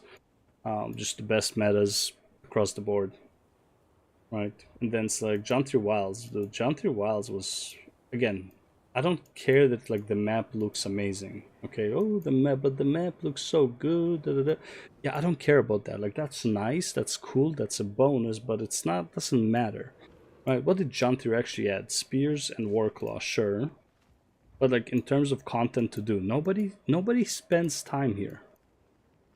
Like nobody's enjoying their time in these maps. Nobody's doing anything here. There's no reason to go here other than the weekly, right? All of these, like 1, 2, that's the what's called Convergence, 3, 4. Nobody's spending time here. Like realistically, why would you? Nothing to do, okay? Unless you need the meta for like legendary, which like almost nobody farms those. And then for the weekly, all right? That's John Tier. Then you have Castora. Like, why would you go here? They're just like, they're not fun. Starworld meta honestly feels way too long and not very like just a boss fight really. Split to 3 in the same area, right? Split to 3 middle, split to 3 middle. Wow. I think we should leave the meta events in Guild Wars 2 and just focus on better instance content and rewards. I'm totally fine with it. I still think there should be room for like a massive thing that you need to do with a lot of other players. That's what an MMORPG is. If you don't want to make an MMORPG, I'm totally fine with it. But if you're calling it an MMORPG, I think that's what MMORPG is. It's doing a bunch of, like, doing something with a bunch of players. Right? Like, that is what the MMORPG is supposed to be. Not just an open world where you maybe see a player sometimes. Right? It's like doing stuff with those players you meet. Right? The instance and all that stuff, in my opinion, that's not an MMO. Like, I'm not against it. Warframe is one of my favorite games of all times. I'm not against doing instance content. Shit, I would love to do more instance content in Guild Wars 2. But having it in the MMO is a feature that's not what the MMO is. The MMO is randomly going to Ascalon right now and seeing a group of people just doing stuff. Right? There's not much to do there, but I'm just saying, just like doing stuff with other people. So like when you see people flying around doing world boss, right, and you see a massive wave of fucking people flying, which doesn't happen anymore because people just teleport to the boss. But like when you used to see that, you see like a massive wave coming out of like, this was my first experiences with Guild Wars 2. I was leveling a human and I saw a bunch of people coming out on their lizards running towards this guy, the Shadow Behemoth. That's the shit you want to see in an MMORPG. The instance content, more than welcome to stay. Like, there's no problem with it. Like, doing stuff in small groups is, you know, is great. It's fun. But you do want to see these, like, these events where, like, people just, like, there's a ton of people, right? But now they spread themselves so thin, and there's so much accessibility that people just teleport to the boss instead of running it. So, like, most people don't see it. Right. This is similar with Final Fantasy XIV when you do the hunts and you're just like some guy leveling, and then you do the and then a bunch of people are doing the hunts. Yeah, there's a reason to gather around, right? That's what it is, right? And I don't mean just like a Christmas event where you see a bunch of people in an instance, which is like, that's fine, but that's not it. You know? World v World is probably the epitome of MMO RPG PvP, for example, right? I prefer the World v World in ESO, technically, but I still think like the World v World here is very, very good. Okay? In terms of like what it does. I think it has a lot of problems in design of the towers, for the most part, but overall, great. But yeah, like I don't know, man. It's just weird, and everything about Warcraft 3, about Guild Wars 3 just screams to me Crimson Desert co-op, essentially, and maybe you'll have a hub where you see all the other players, and maybe you might have a map where like there's like something to do with other players, but like it looks like the focus is small group activities. So again, doesn't scream MMO to me. Screams single target co-op, MMO light as they like to call it, which is, again, that's fine, but why would you call it Guild Wars 3? Right, I think Guild Wars 3, or why would you say it's the evolution of MMORPGs if you don't get to play with as many players? Yeah. Alright, I gotta hit the gym. Fuck, it's so hot, man.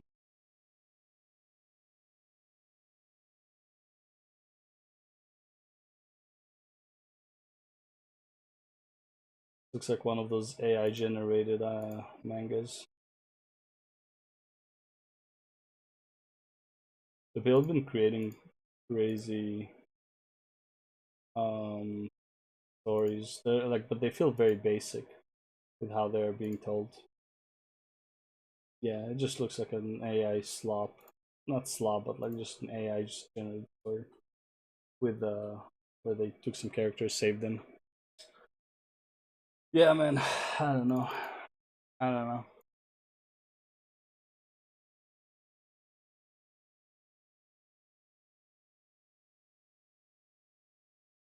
Yeah, well, at least he admits it. It is a daily slop Guild Wars 3 talk. Like, my favorite part. Okay, so what is my favorite part of Guild Wars 3? Is randomly going into Drizzlewood because I'm going to my merchant. Right, this is what MMORPG to me is like, right? You go here, you talk to this guy, whatever, you buy this, and then you look at the map and you see a command there, and you're like, oh shit, they're doing stuff, right? Obviously they're not right now. I'm just saying that's like, that is MMORPG for me, right?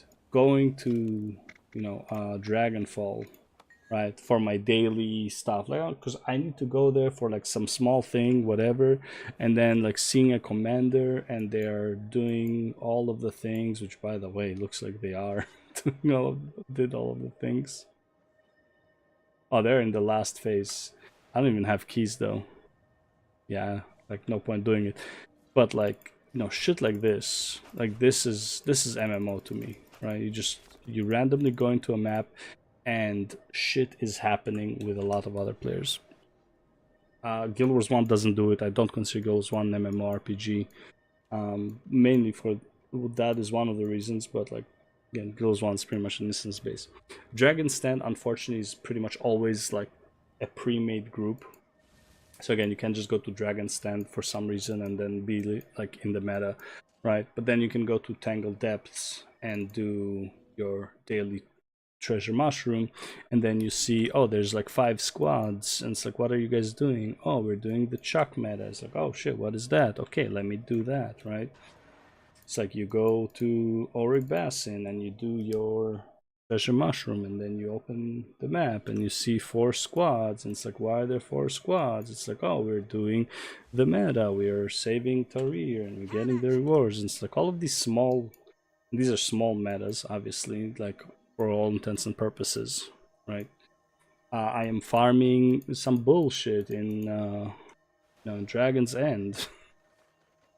Right? It's like I'm doing map completion in Dragon's End, and then there's, you know, suddenly there's like 50 people there doing stuff, killing the events. Then it's like the boss appears. Oh, there you go. There's a Lake Demigod. Right? Oh, they're doing the escort. Look at that. How many players do they have? Not bad. 15 players, probably more will join. Right? Like that's what an MMORPG is. Like just shit like this. You go to a map and people are doing stuff in that map. Not like one or two, but like a whole fucking squad of people are working towards some kind of like a goal. Big boss at the end, something that requires coordination across the map, across multiple events, right?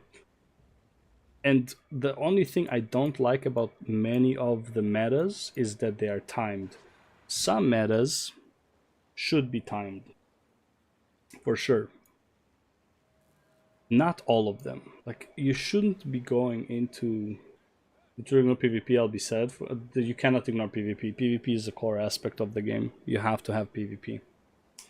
Right? Also, like, why am I on this screen? If you go... Right, so it's like... This is a problem, in my opinion. Having so many metas on a set timer, it's like, it's a problem, but it's also a solution to a problem. Because, like, what if I want to farm... legendary weapons in EOD? Well, I know this is when these events start and I can time it accordingly. But at the same time, it would be great if you could activate these metas with a group. So you create your own trains.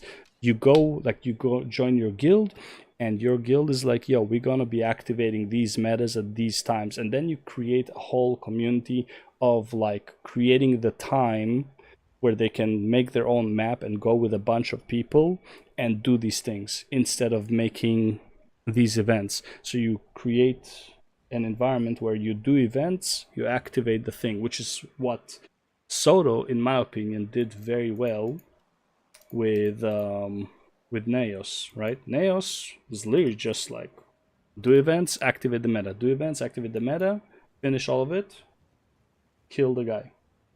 I think that's brilliant. I think more a design like this would be good. But what did we get after Neos? They're like, oh, well, because we split the map into 3, we are so afraid of doing it now that from now on we're just gonna go back to creating stuff like Titanic Voyage, Secrets of the Wield, right? Shackles of the Ancients, and everything is timed again. And it's like, bro, this is like, I think incentivizing organizations is a good idea. We like that. Yeah, there's no need to it. So now what people are doing, they're just creating their trains based on the timers. So it's like you have people like me, by the way. Where is it? Right. So I had to create my own train, which I did a few times, and lead my own train of Tequado, Leyline Anomaly, Dragon's End, Kaineng, Blackout, Guild, Gang Wars, into Drakkar, into Satum, into Ether Blades, and into Dragonstorm, because these times would not overlap with the other trains, right? So then I would run this. But what if I would just run it the way I want it to, because we can just activate the events as we want, and it's like you just create the train that everybody wants to do, and then you go from one place to another, bam, bam, bam, bam, bam, you knock them out, and you organize how you want to go about it. I think that would be so much better, right? And having them both, maybe if you had them timed, as well as being able to start them on your own, somehow would have worked, right? It's not like a massive criticism of the game. I still don't mind that there's a timer, but there are drawbacks, right? There are drawbacks to it, and I feel like there's just not enough happening within guilds. What is the guild for, really? A world v world and raids, realistically, and guild missions, which is like 30 minutes to an hour of your time. But there's not reason to really do anything with your guild in the world, realistically, right? Like rifts, I guess. I don't know. We'll see. I don't think Guild Wars. I think Guild Wars 3 is not addressing this. I think Guild Wars 3 is just going to completely avoid this by making sure that it's just small events. So you will be creating your own events, but it's going to be a small event that you can probably also completely solo. And I don't think Heisen would like it that there's that the game would be intended to be soloed. I think he likes breaking the game instead. He likes doing solo stuff that are meant for groups. But yeah. We'll see. I don't think there's going to be World v World though. In what's it called? I don't think the Unreal Engine with the GPUs will be able to handle a proper World v World. So you'll probably have PvP though, 5v5, 4v4, probably 4v4 if I'm honest. It looks like they're really leaning into the 4-man squads based on like just what it looks like. Cinematic trailer has a 4-man squad. The Tapestry has a 4-man squad. It looks like that's just what they're leaning towards. Just a 4-man. So yeah.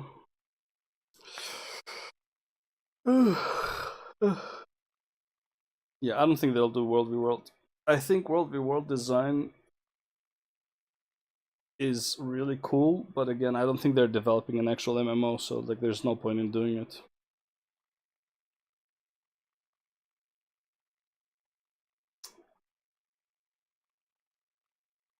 Yeah. Anyways, I gotta hit the gym. Young, thanks for dropping by, bro. Yeah, if you didn't leave a comment on my post, make sure you do it. What do you want to see? Where is it? Posts. Ooh, it's getting close, man. I'm getting almost 50-50 on go in order of expansion or optimize the run. It's getting close. Looks like it's the same 12 people that voted as well. I mean, I think go in order of expansion is better, but it will take so much longer. But optimizing the run will make this, honestly, this will kind of make it of a bit of a joke. Not a joke, but it's like, if you optimize the run, like you're skipping certain things.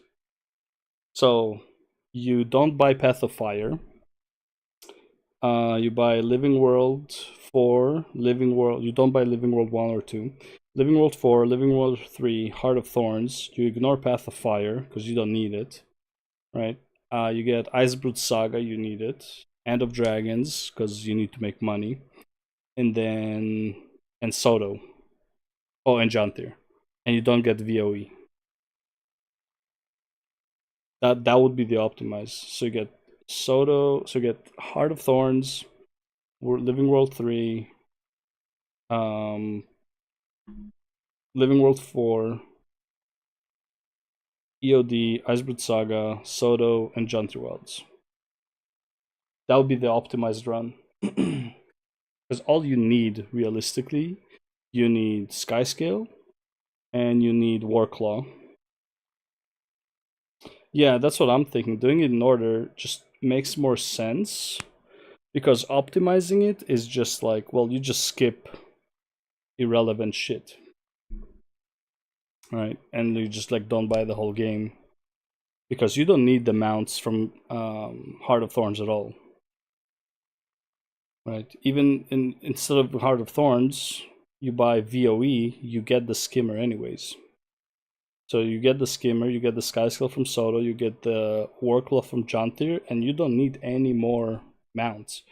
Those three are the only ones you're actually ever gonna use. The Beetle is from Living World 4 anyways, so you can just get it there. And you just don't do Path of Fire. So you completely skip an expansion. Yeah, doing everything feels like a more real account progression. And I feel like most people, if they were to try to play Guild Wars 3, they would likely play it in order, not optimize the fuck out of it. Because I can probably guarantee if I optimize it, because here's what happens, right? When you buy the expansions, you're gonna get free character slots and you're gonna get a character boost. So all you gotta do, right? You start in Soto. So you start your brand new character, you get 1 to 80. That's fine, right? Then you buy Soto, you go to Soto. Then every expansion you buy, you make a character, a thief. You boost it to 80 and you place it next to a treasure mushroom. And that's literally all you do. So for the 4 expansions you buy, you level it up to 80, like you use the boost and place it at a treasure mushroom. That's it. Like that's the optimization, right? So those 4 are going to be on treasure mushrooms, as well as you can use them to like farm out real quick the what do you call it? The frost berries to get your ascended necklace. Farm out your bloodstones to get your ascended pseudo ascended ring and accessory. Or back piece, sorry, so you can always change the stats on them. You start doing return to as soon as possible. You do return to season like Aurora and Vision return tos, and then you also get your necklace from it, right? You're gonna have the sky skill, so you can easily skip a lot of it. You're gonna have the invisibility, like you're gonna have the Icebrute Saga masteries for invisibility. You're gonna have the strikes that you're gonna do daily to get the most for what do you call it? For the legendary armor, like the first legendary armor, the cheapest one is the raid armor, but you don't even need to do raids aside from the achievement, right? So you just have to run the raids one time and do the achievement. You farm strikes while you're farming gold, while you're doing worldview world for your gold, essentially, most of it. Right, and then you just run Soto metas and EOD metas, and that's it. Like once you craft your first legendary, it's game over. You just craft legendary, sell it, and just make gold. So it's like if I do that, probably like, and also you do fractals in the meantime as well, so you'll make money from fractals as well, right? So it's like it's a lot of farming and it's spreading myself thin, but it's really not. I feel like it's just takes away from the challenge, kind of. So if it's not like that's the problem with the optimized run. I already know exactly how I would go about it. Whereas like if you do it in order, it's like how do you allocate your time versus progressing the account, right? Because like the story progresses the account, you have to do the story in order to progress it. But every time you progress something, you unlock something, and you want to use that something in order to make the farm later easier, right? So I feel like the go in order of expansion is just technically better in terms of just like what it represents. Optimize the run is kind of like farm the masteries and then do the achievements. And then you basically end up with a main account essentially already playing it and just showing you what to farm. I feel like that's the problem with optimizing it. Yeah. Yeah, I think I'll probably like we'll see. Like, dude, if this gets like I don't know, like 80% optimized the run, then I might have to do that. I would much rather go in order, but if people say optimize it, then I'll optimize it, I guess.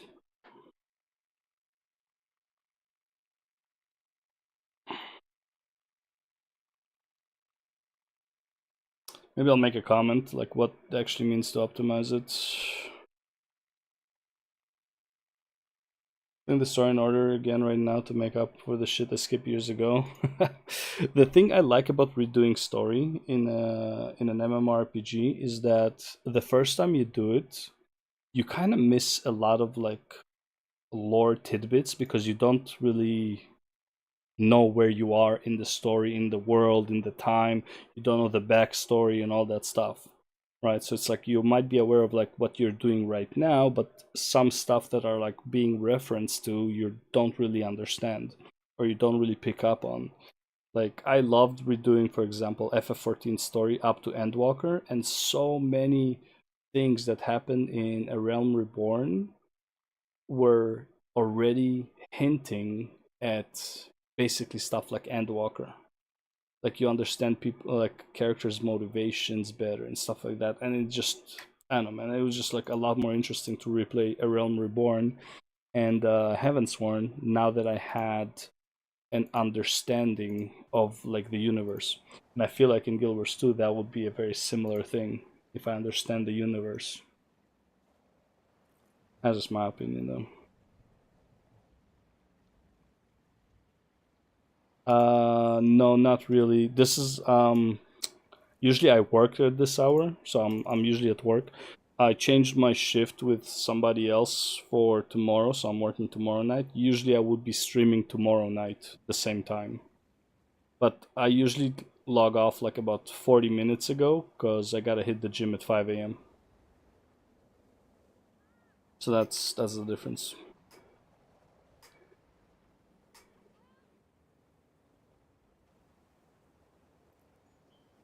And also, I can't even call it usually. It's like some weeks yes, some weeks no. This is not really a profession or anything like that. You know. You're about to get off work? Australia? I feel like a lot of Australians listen to like to me rant. Also, Australia's like 14 hours ahead, so that would be like 7 p.m.-ish. 13 or 14. Not just third shift. Oh, okay, fair enough.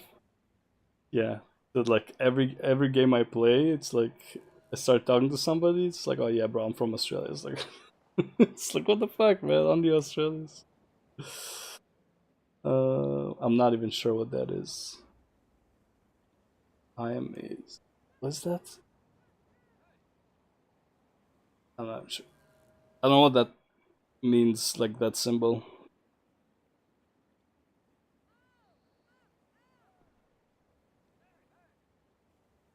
Oh, Eastern time. Oh, so we're at the same time? So you're doing a night shift right now? Getting off at 6, I guess?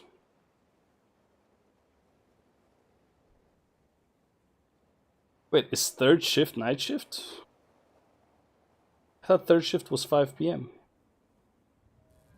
It's like first shift is like morning, then you have the noon shift, then you have the like evening shift. I thought night shift was fourth shift.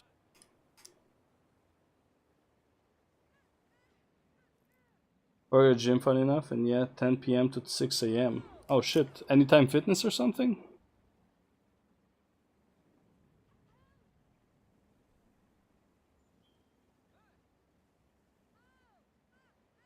I'm actually surprised that a gym, like I know there are 24-hour gyms, but usually there's like nobody there. There's nobody there like working. They just like people come in with chip and then you just check the cameras that they didn't bring in guests that are not available. That's cool that you actually have work at 10 p.m. to 6 a.m. at a gym. I always thought they just don't, like they're just 24 hours, like whatever, just walk out. Bunch of hooligans here at night. Yeah, you know the crowd that comes at 3 a.m., bro.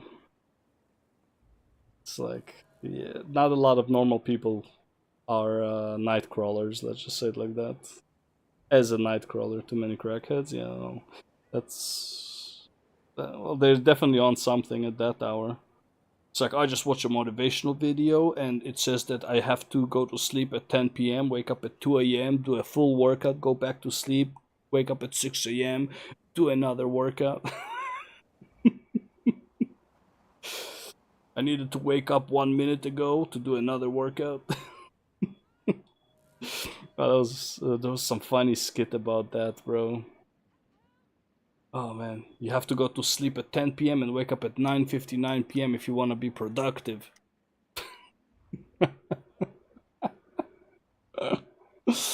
Oh, that's so funny, bro. It's like productivity overload. It's like, yeah, I sleep -1 minute a day. I just work out 23 hours. I eat for an hour. I sleep and then I wake up a minute earlier. I go to the gym for 13 hours. Oh my god, dude. I think it was like they were making fun of The Rock. Oh, that was so funny, bro. Those good days of the internet. Oh, they're like still going, huh? Grandfather. When things are scheduled superior, yeah. It's like... Well, honestly, I think farmers had it figured out, like the schedule figured out long ago. Wake up with chickens, I think that's the most natural way. Obviously, it's not the best for everyone, sure, but like... You know, like that's... You wake up with nature, you're a creature of nature, I think it's the most balanced thing. But, you know, obviously modern life is completely different. Why are you here? Fuck man, do I want to do this meta? How many do they have now? Don't you realize? It's not even organized. What time is it? It's 5:30. 5:30, they're on that. No, they're way behind. They're way behind. They are like 5 minutes behind at least. The boss fight lasts 20 minutes. Which also with staff, weird. Is it build working? Oh, so so the Virtuoso with staff, which I'm assuming you're looking too far back into the YouTube video, but there is... So if you're playing something that doesn't cleanse conditions very well, oh, actually, I am on the Virtuoso right now. Never mind. Oh, this is still wrong. This is supposed to be like illusions. So basically, you're just spamming conditions and you're blocking everything. This is not a PvE build. This is a World v World or PvP tilting build, right? You just tilt players with it. You need a gun though. I just don't know why I don't have my gun. It's kind of annoying. Let me see if I can. I'll just buy a gun real quick. This is it's a fun tilting build. Like you just play it to tilt people, let them basically kill themselves. Where's the robot guy? This guy? Is it this guy? Yeah. Let me buy a gun. Pistole. Yeah. We go here, customize, Trailblazer. So instead of a staff, which some people like the staff, I'm not a fan of the staff. I like the pistol more. So you go with this.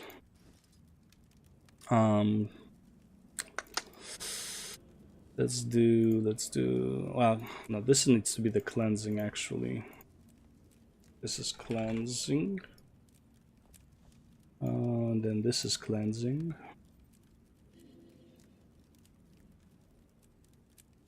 And then this, I think it was demon.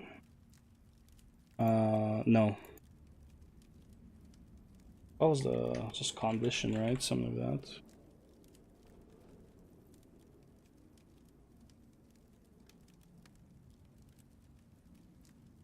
Condition duration. And then this one, yeah, Demon Queen is just reduce healing. But basically what you do is, let me see if there's no action on this map. Is there only action? Okay, here we go. Might be action here. It's been a while though since I played it, so like it's like I haven't done World of World in forever. But basically, hopefully we can find an enemy to fight. We'll go to the dueling area. Let's see, we got this. Oh wait, I'm on the... Where is it? Where is it? Yeah.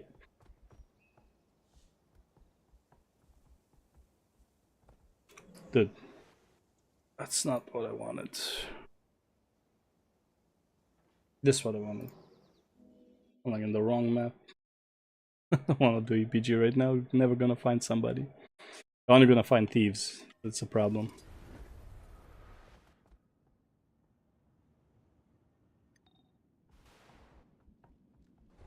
So it's a pretty tanky build, lots of blocks. Ideally, I can find somebody to demonstrate on that doesn't have infinite fucking Condi cleanses. And then where am I? Thing, Invis, Blinks, and Mass Invis. So if you like a scaredy cat, you can also run away a lot because Invis and shit.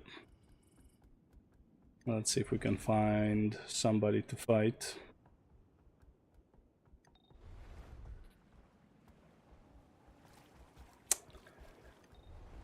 Players, players, players. Where are all the players?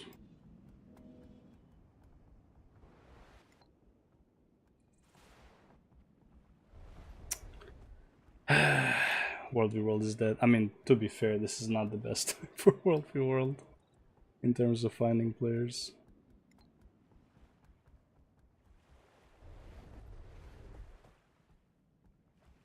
That's a bush.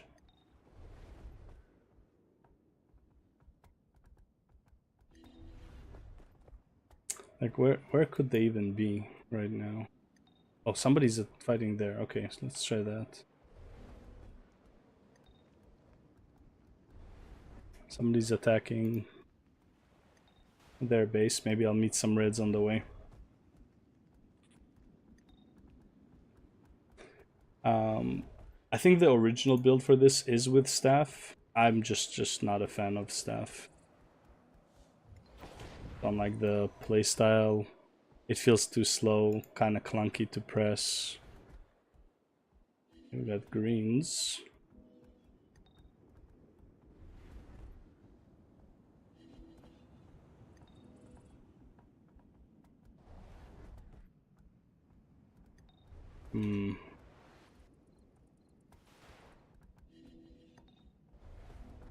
Bro, where are the enemies, man? Fucking dead. There's nobody here.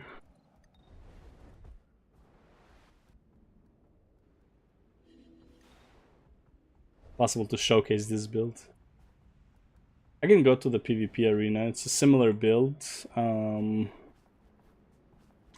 It definitely works differently in arena because just arena scaling is a bit different.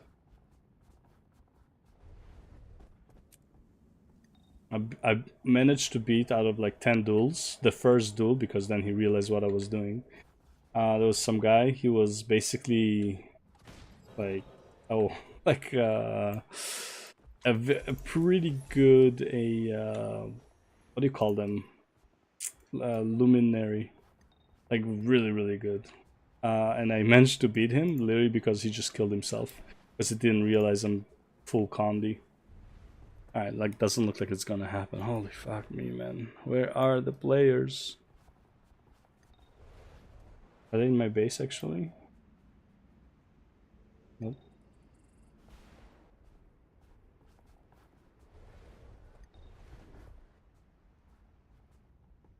Yeah, it doesn't look like it's gonna happen.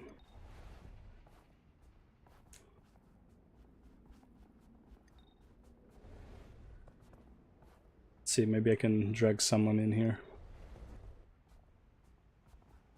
Close enough to their base now.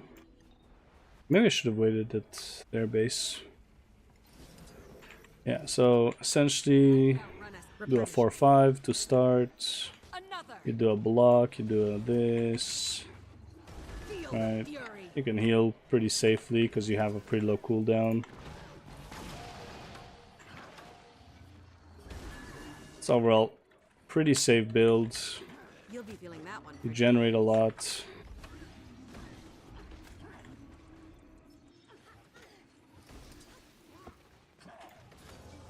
Replenishing.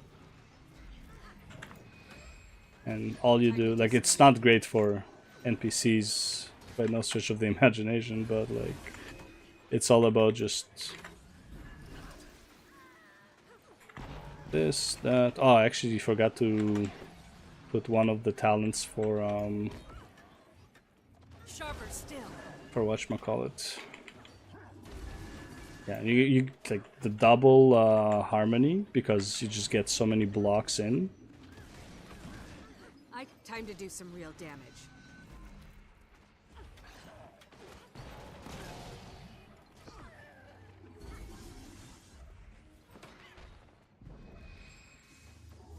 Not the best showcase, I know. Feel the fury.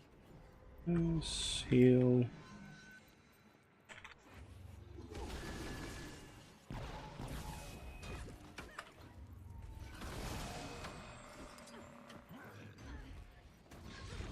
Time to do some real damage. Another. So overall, decently tanky. I think I was going for the healer talent here for the what's it called, but I do feel like this one is kind of better. Then you get more confusion and blindness out of it. So your pistol basically recharges after you stun. So you do a 4-5-4, 4-5, and then you wait a bit, and then you can do another 4. It's really fucking fun, but yeah, it just doesn't do enough. It's decent bleeding, a lot of confusion, and then there's, because you stun them, you also get, where is it? Because you stun them, you get poison on them. So it's like you just apply a ton of confusion and thing, and then because you're generating so much whatchamacallit, blades, right? Because you're stocking blades while in combat. When you use it above a certain threshold, you get a few back, and then every time you block, you're gonna get some more of them. Blocking also give you quickness and fury and regeneration. So it's like, it's just a whole cycle of you block, you get blades, you do damage, and they just kill themselves while you are essentially blocking half of their attacks. But I do want somebody to show up. Unfortunately, doesn't seem like it's gonna happen. Yeah, I got a blue player, doesn't help me.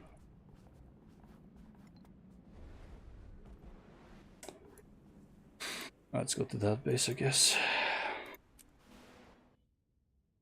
Now there's, honestly, you can play staff instead of torch. I do like torch though. Torch is pretty nice. Because again, running away. And also scepter beam is kind of fun too. Using the beam from the scepter is also kind of fun. More so than I can say about anything the staff has to offer. But what do you call it? The chaos aura is pretty nice on the staff, and in technically in many cases this is a better way to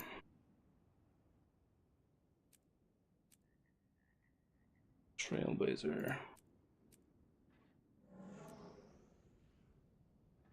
And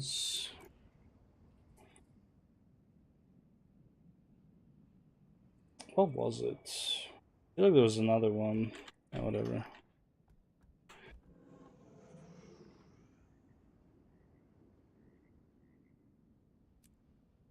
Oh, I could do Torment actually. Probably better. All condition duration. Yeah, just the mouse.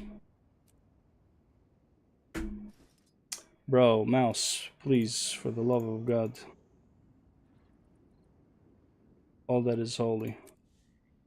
Okay. So, staff is slightly better, especially like in situations like this.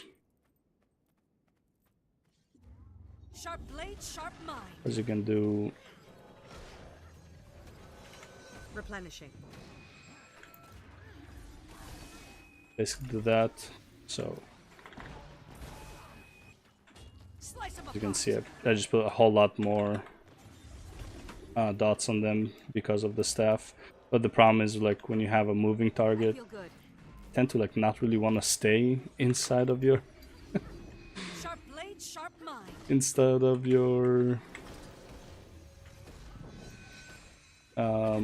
staff 5. Yeah, it's substantially safer when dealing with these guys, but with players, I don't know, man. I kind of like the other one. And see how much like the cooldown went down? It's like instead of 20 seconds, it's like 11. All mine. Oh shit, we got some more of you guys, huh?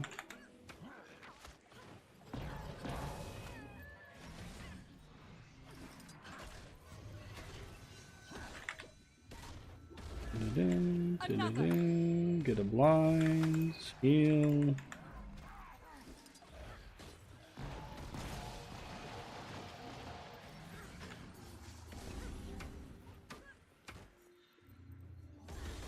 But I wish somebody would show up though.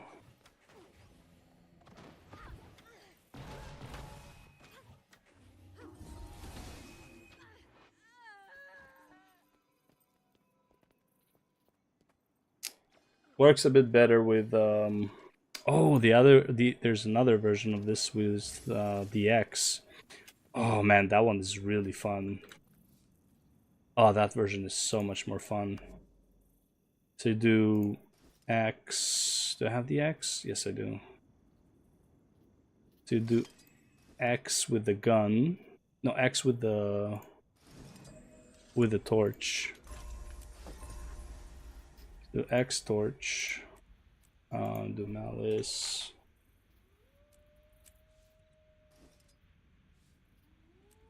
And then cleansing.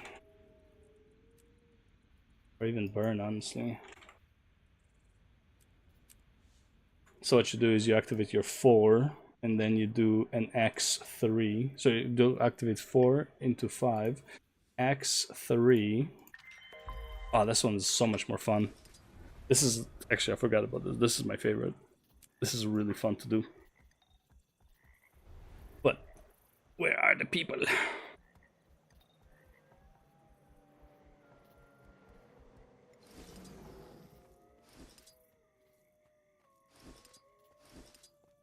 Where are the players, man?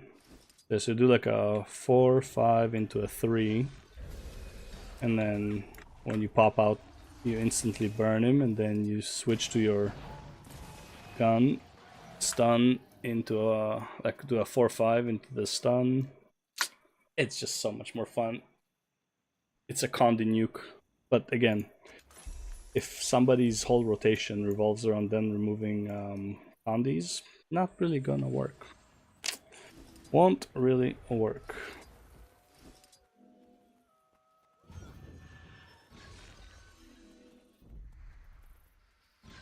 It's one of those. One of those legged out bastards. Yep. Fucking knew it.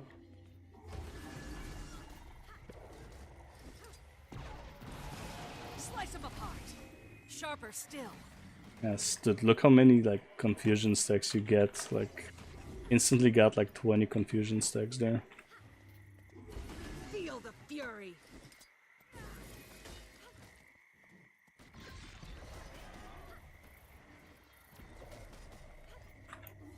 I feel good.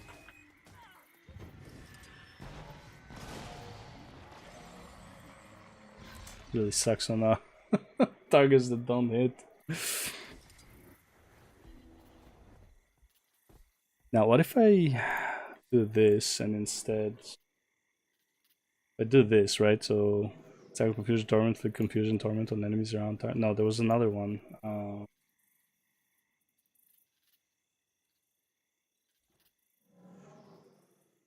Find might stacks. There was another one. Was it Akim? No, Akim is like for AoE. Which, by the way, would work probably for these guys, but where is the...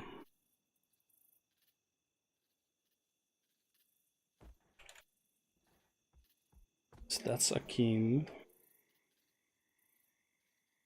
Chest, I'm using this deception skill, fire blade nearby. No, that's not it. Fractal, an enemy with 6 or more stacks also inflicts burn. Yeah, this was the one. When you do bleeding, which this is what my gun does, right? It's not a whole lot of bleeding. If you can get 6 stacks, then you put like a shit ton more. I put Burning and Torment on them. It's a nice one. I do like the Queen more just because you reduce healing, which is really annoying in World v World, that people can heal a lot. So that's why I'm using that. But can I please find some enemies?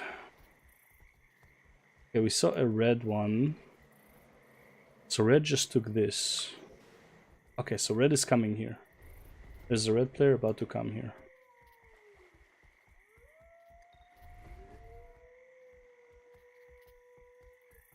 Hopefully. Has to be, right? Like the timer's about to go down. He just took this like 50 seconds ago.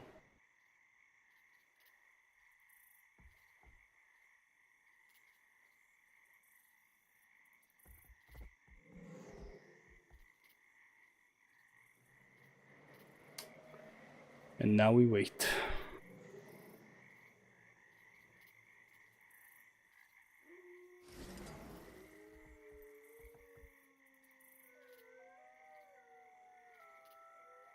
Well, I can even do... Let's start with... Oh yeah, we start with pistol. Oh, that would be sick. So yeah, we go in this, start with pistol. Start with Blade Song Harmony, pistol, pistol. 4-5, right? And then we switch to this, go burn, and then teleport on top of him. If he ever shows up here, though. Buddy, it's time. Come on, where are you going? Where'd you go?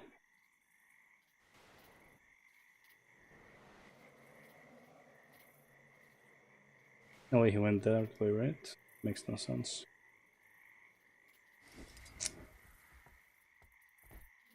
Come on, man. Where are the people?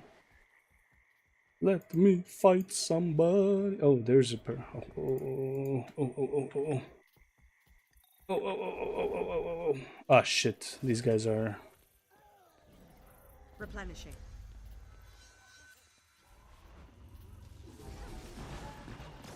Sharp blade, sharp mind.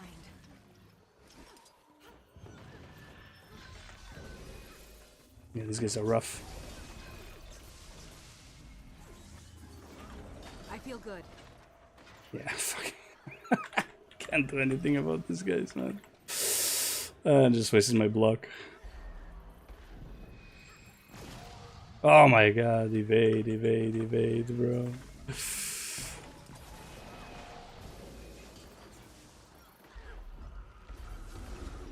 Yeah, and he cleanses a lot too, so there's not much I can do about that.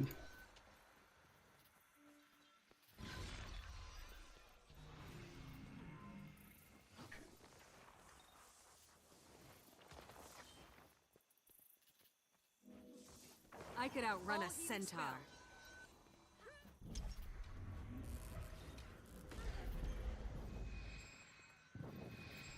Yeah, like this guy, like that's like pretty much a full-on counter to me.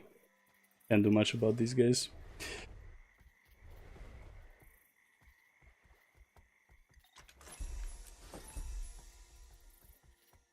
Also, the fact that he saw me coming was also like not great for me.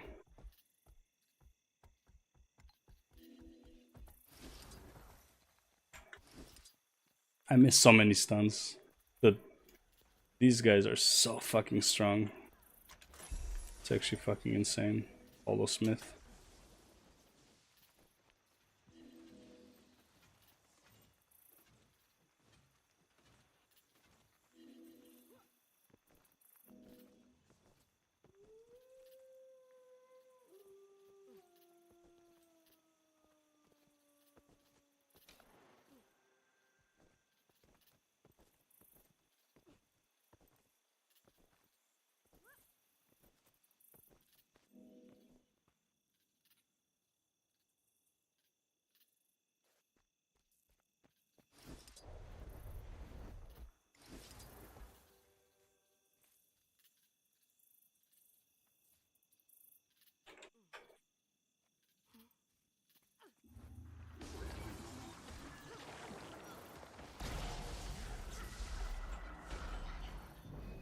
Jesus, man.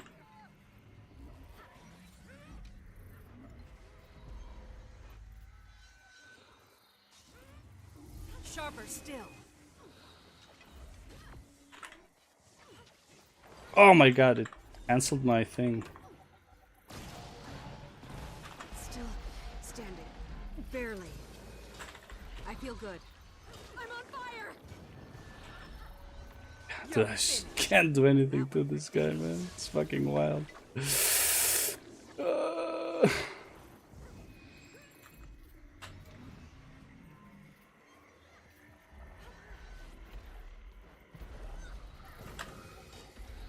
Yeah, this build, his build is just anti me. It's fucking, dude, I just can't hit him at all.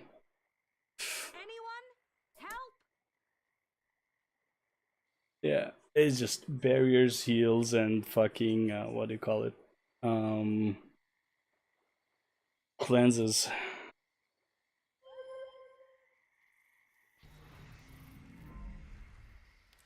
And it's like also that doesn't even help me. Like I might as well use this, but doesn't mean much to me.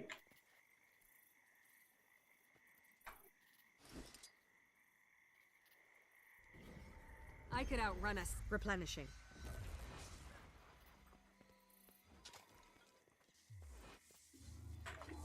Feel the fury. It's just fucking healed everything, bro. It's fucking wild.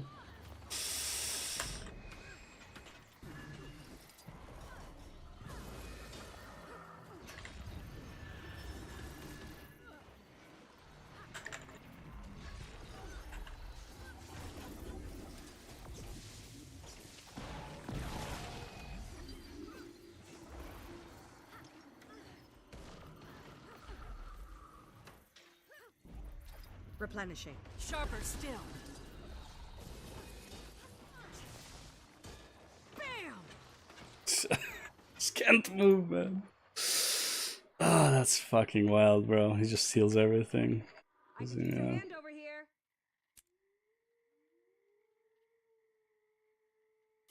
Okay, I'll try the virtual the Mirage build then. Let's try the Mirage variation. We'll use this. Mirage.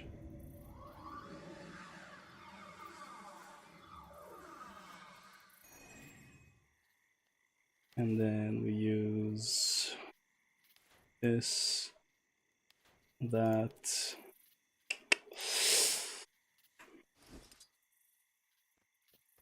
Then energy.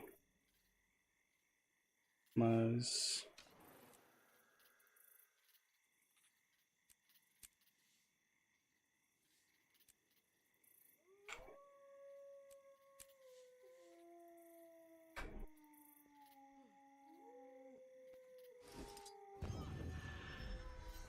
They'll have to hit much harder.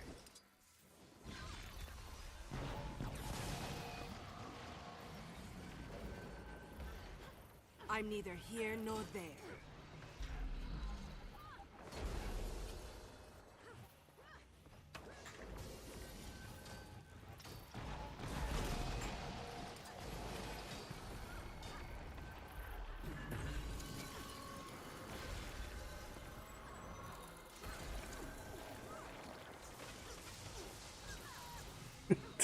Fucking let me move, bro. Oh god.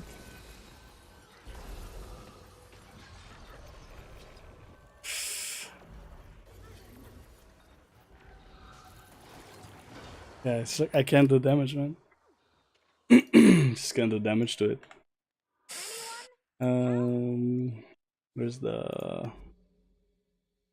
block? This one.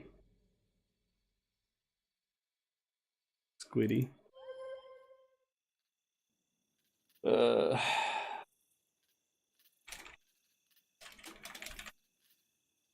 a lot of guns, right?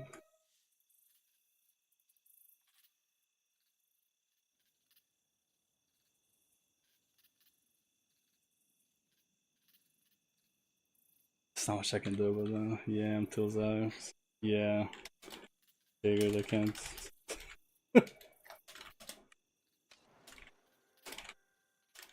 Can't do much about that.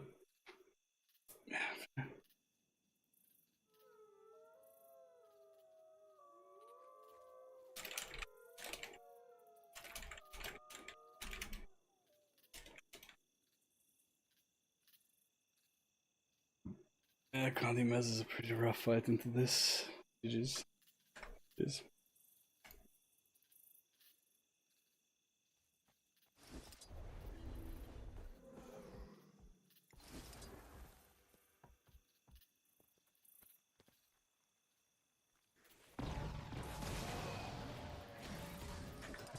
Can't move.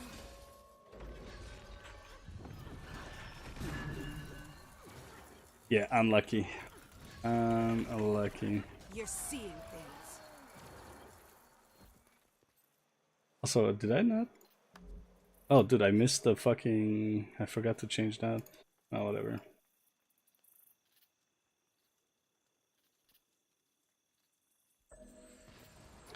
But yeah, anyways, that's the build. It sucks against Condi Clancers, but it's really fun when people don't know what is going on. It actually, in my opinion, probably works the best in, what's it called? Yeah, in PvP. In PvP, it's a really fun build. Especially with the pistol. Yeah. Oh well, anyways, I had to leave like an hour ago. I'll end it here. See y'all in the next one. Bye.